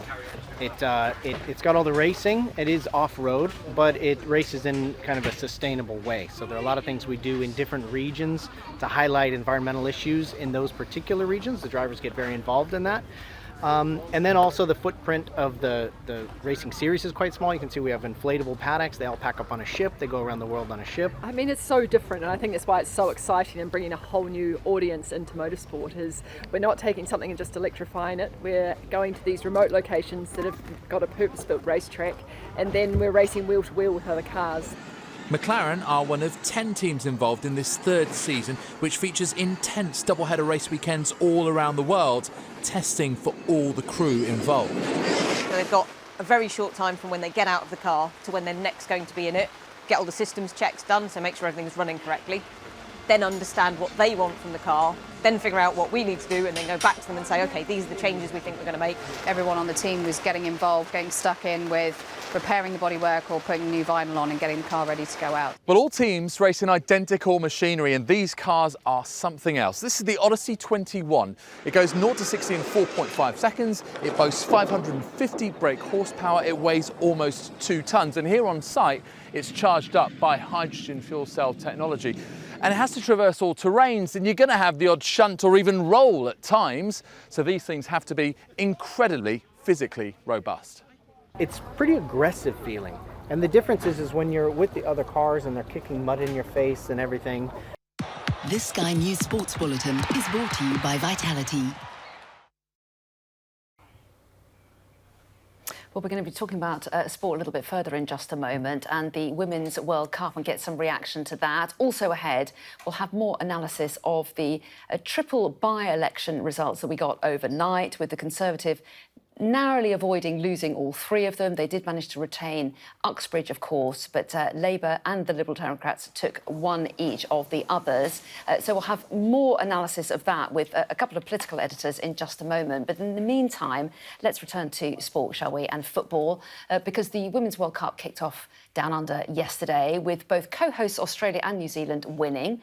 Tomorrow sees the start of the Lionesses campaign as they face Haiti. And joining me now is Maggie Murphy, who's Chief Executive of Lewis Football Club, who, incidentally, in 2017 became the first football club in the world to pay its men's and women's teams equally. So welcome to you. And I will talk about that issue of equal pay in a moment. But first of all eyes on the Lionesses tomorrow. How do you feel about them and their prospects in this World Cup?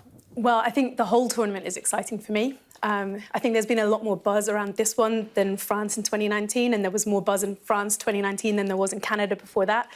So you see that there is this growing momentum and fervour with, you know, people in this country now knowing the Lionesses' names and now being invested, and I think that just shows how exciting it is. Well, yes, how do you think that the Lionesses win at the Euros, plus the build-up to the World Cup as well, to what extent do you think that has changed the way that women's football is perceived in this country? I definitely think there's an element around legitimacy. So I think that whether that's a brand or a sponsor or even just a parent that is thinking about what to do with their daughter, I think that the fact that the Lionesses are on television and you know, winning on the highest possible stage as well, I think that shows real legitimacy that allows people to think, actually, this is a good path. This is a possible path. My daughter can enjoy it, can go and play to the highest possible level, could maybe even make a career out of it. And then the brands and the sponsors are thinking, actually, this is something that I want to invest into because it's also got the visibility that it finally deserves. Do you notice a difference in your team? If the Lionesses do well, do you think that it gives them an extra spur of any kind? Do you notice a kind of an increased focus or enthusiasm? Well, I mean, so we've got a number of the England under-19 squad within our squad, so I know that definitely there's a thirst and a fervour and a desire to make it into that senior team as well. I think what you really see is on the terraces. You see a lot more fans coming along because they realise that for Lewis FC, we are maybe not a big brand club, but we are in the top 2 divisions. So we're in the top 20 clubs in the country. So I think that means that people are thinking, actually, we can see elite football on our doorsteps, where I think maybe previously they'd only think that maybe the top Premier League clubs had women's teams that were worth watching. Now they understand that actually it's much broader. And what about this equal pay issue? As we said, Lewis FC became the first football club in the world to pay its men and women equally. We've heard Australia's squad criticising the gender disparity in World Cup prize money, and there are pay disputes with the England team as well. So what do you make of that? Do you have sympathy with those calls at this international level? Yeah, absolutely. I mean, for us, I think this is about equal treatment and equal value. I think that when it comes to your national team, there shouldn't really be a difference between what you are paid. You're representing the same country, then you should be remunerated appropriately and equally. There are now about 6 or 7 different nations that are in disputes with their federations, and it's not just over pay. People get really wrapped up on pay, but it's also about basic treatment. There's the Jamaica team that had to crowdfund even to travel and for hotels to go to the World Cup. So it's not just about pay, and we get really hung up on that. It's about the whole package and the whole environment. Equality generally. Maggie Murphy, thanks very much indeed. Really good to see you. Thanks for coming in. Thank you. And good luck to the Lionesses. You're watching Sky News Breakfast. Do stay with us. Still to come, all the latest analysis on last night's by-elections. That's coming up next.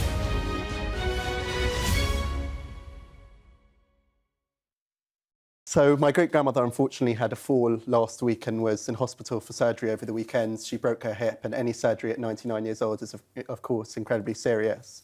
And last week I travelled, or this week rather, I travelled to Hungary to pick up a very special book which once belonged to my great-grandmother's youngest brother, Bela Engelman, who was murdered in Auschwitz, aged 13, for no other reason than the fact that he was born Jewish.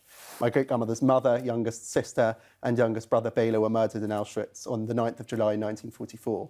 And my great-grandmother has no trace of her youngest brother. There is no photo, no grave, no birth certificate, and no death certificate. So this book, which I have here in the studio, which has his name stamped and also his name in Hebrew, is the only trace we have to his existence and the only trace that my great-grandmother, the only link that she has to show that her great-grandmother ever existed other than her own memory. So it was incredibly special to be able to go and visit her in hospital and give her this book, because to see that look on her face, my great-grandmother has dedicated so much of her life to educating about the Holocaust, ensuring that people learn the lessons of hatred and tolerance. And so to be able to give her something and see that smile on her face after what has been a quite difficult period for her and the family was really so special. She was born in 1923, which makes her nearly 100. And she was the eldest of 6 children. She often speaks about her childhood, a very loving, happy childhood surrounded by family. Her family had lived in this town for hundreds of years, and they were one of the biggest families in the town. And it was quite a large Jewish population. And in March 1944, the Nazis invaded Hungary, and within a few weeks or days even, everything changed. They were marched out of their homes, told to pack as many belongings as they could into one bag, and they were taken to the smallest and poorest part of the town, and they were put into the ghetto. And they were there for a few weeks before being transported to Auschwitz-Birkenau, together with the whole town, over 100 members of her extended family. And she was in Auschwitz for 4 months. Upon arrival, they were greeted by Dr. Mengele, the infamous angel of death, as so many survivors call him. And they were split up. She never got to say goodbye to her mother and youngest sister and youngest brother. And she and her other 2 sisters were sent to work in Auschwitz. They were there for 4 months before, in October 1944, being transported to a slave labour camp. And then in April 1945, they were taken on the death march. 5 days, no food, no water, marching. And then they were greeted by American soldiers. My great-grandmother calls them the Angel Liberators, and they allowed her to restart her life.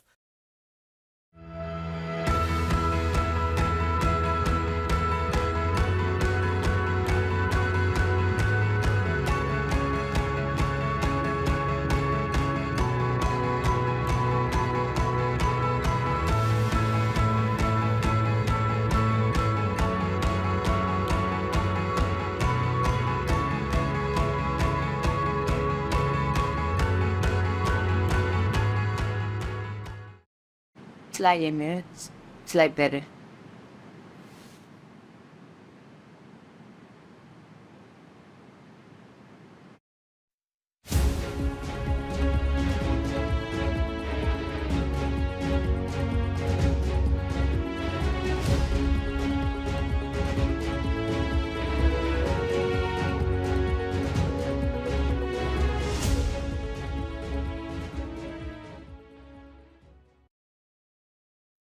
Fly Emirates, fly better. So let's revisit the by-election results, which were a mixed bag for the government. That's how they put it. They managed to hold one seat, but lost the other two. So not a total wipeout for Rishi Sunak. So let's get some reaction with the political editor of The Spectator, Katy Balls, and associate editor and columnist at the Financial Times, Stephen Bush. So welcome to both of you. So Katy Balls, just how bad a night was it for the Tories? They did hang on to Uxbridge, but huge swings against them, well, in all the seats, but particularly those two in Yorkshire and Somerset.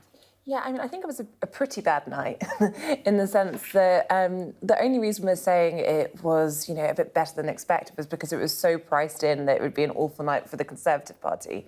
And you had Tory figures, but also Labour figures predicting the Tories would lose all three. As you mentioned, the swings in the two seats they did lose, very big. But I think just the fact they clung on in Uxbridge by, you know, just under 500 votes, you know, they scraped it. But it does just disrupt the narrative a little bit. You can't say, you know, it's triple by-election loss for Rishi Sunak.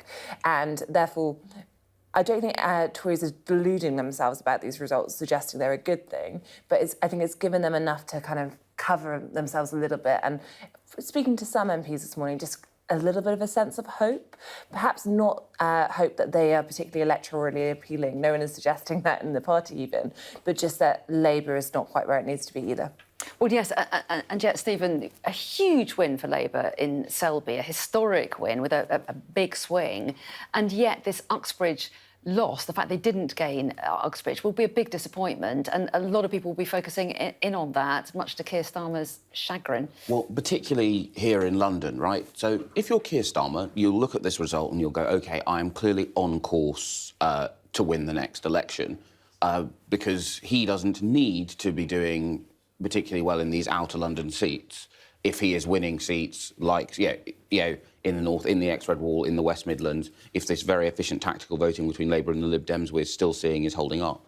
But if you are a Labour MP in an outer London seat or a Labour Assembly member in the GLA looking forward to your election next year, you look at this result and you go, oh my God, I've got a serious problem. So I think Labour's the National Labour Party's victory lap has both been disrupted literally, in that it's a local Labour London policy which stopped them winning it, but also will metaphorically be disrupted because we're going to have, I think, a very big public row playing out within the London Labour Party, which will be great fun for all of us to cover, of course.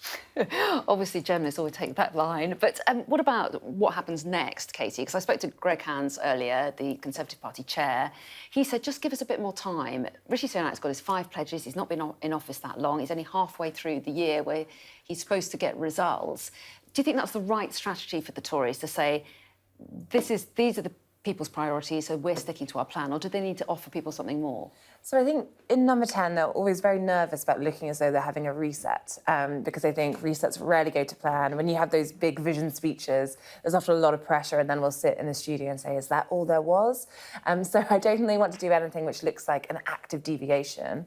I think Rishi Sunak's going to stick with the 5 priorities and not look as though he's panicking. However, you are going to get, as you go into the autumn, a change of gear in terms of the party conference, where he'll give a bigger vision speech, along with a few other things. You have the King's speech try and define what this government wants to do for the rest of the time here and what it could do if it somehow at this point got a 5th term.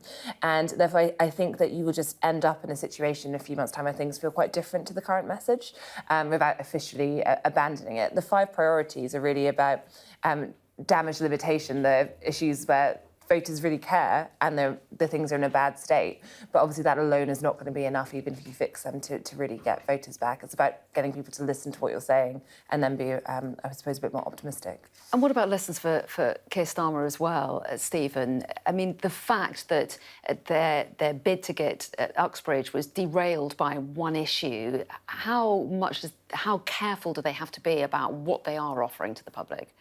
Yeah, I mean, I think if you're Keir Starmer, you'll feel this validates the row you've had at the start of this week over the 2-child benefit. You go, look, this shows that when in a time when the economy is not good and there's a cost of living crisis, if you then ask people to pay an additional cost on top, then they can very rapidly turn against you. So I think if you're Keir Starmer or you're Rachel Reeves, you'll say, actually, we don't have very much to learn from this result. This validates our overall strategy of ultra caution, particularly on tax and spend.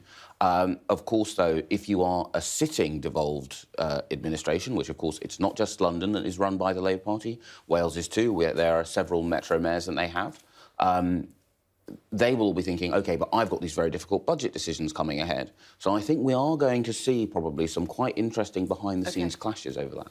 We'll have to leave it there. We could talk all day. I'm sure everybody else will as well at some point. But Stephen Bush and Katie Ball, it's always good to get your take. Thanks very much indeed. Before we go, just a reminder of the breaking news earlier this hour that the Ukrainian ambassador to the UK has been dismissed, apparently without reason, by the Ukrainian president. Well, the ambassador has been critical of Mr Zelensky's approach before. Here's what he said to Kay Burley last week. Was your leader being a little bit... Was there a hint of sarcasm in his response yesterday? I believe it was responded by a little bit of sarcasm. President Zelensky's term when he said that each and every morning he will wake up and call Ben Wallace to thank him. I don't believe that this sarcasm is healthy. We don't have to show the Russians that we have something between us. They have to know that we are working together. If anything happens, Ben can call me and tell me everything he wants. Well, more on that story later. Also, Sophie Ridge is up next with all the latest election analysis.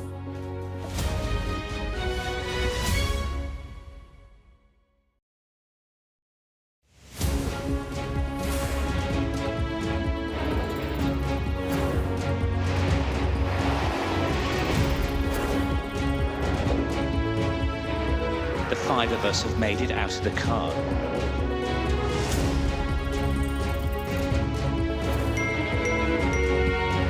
Welcome to Backstage, the film and TV podcast.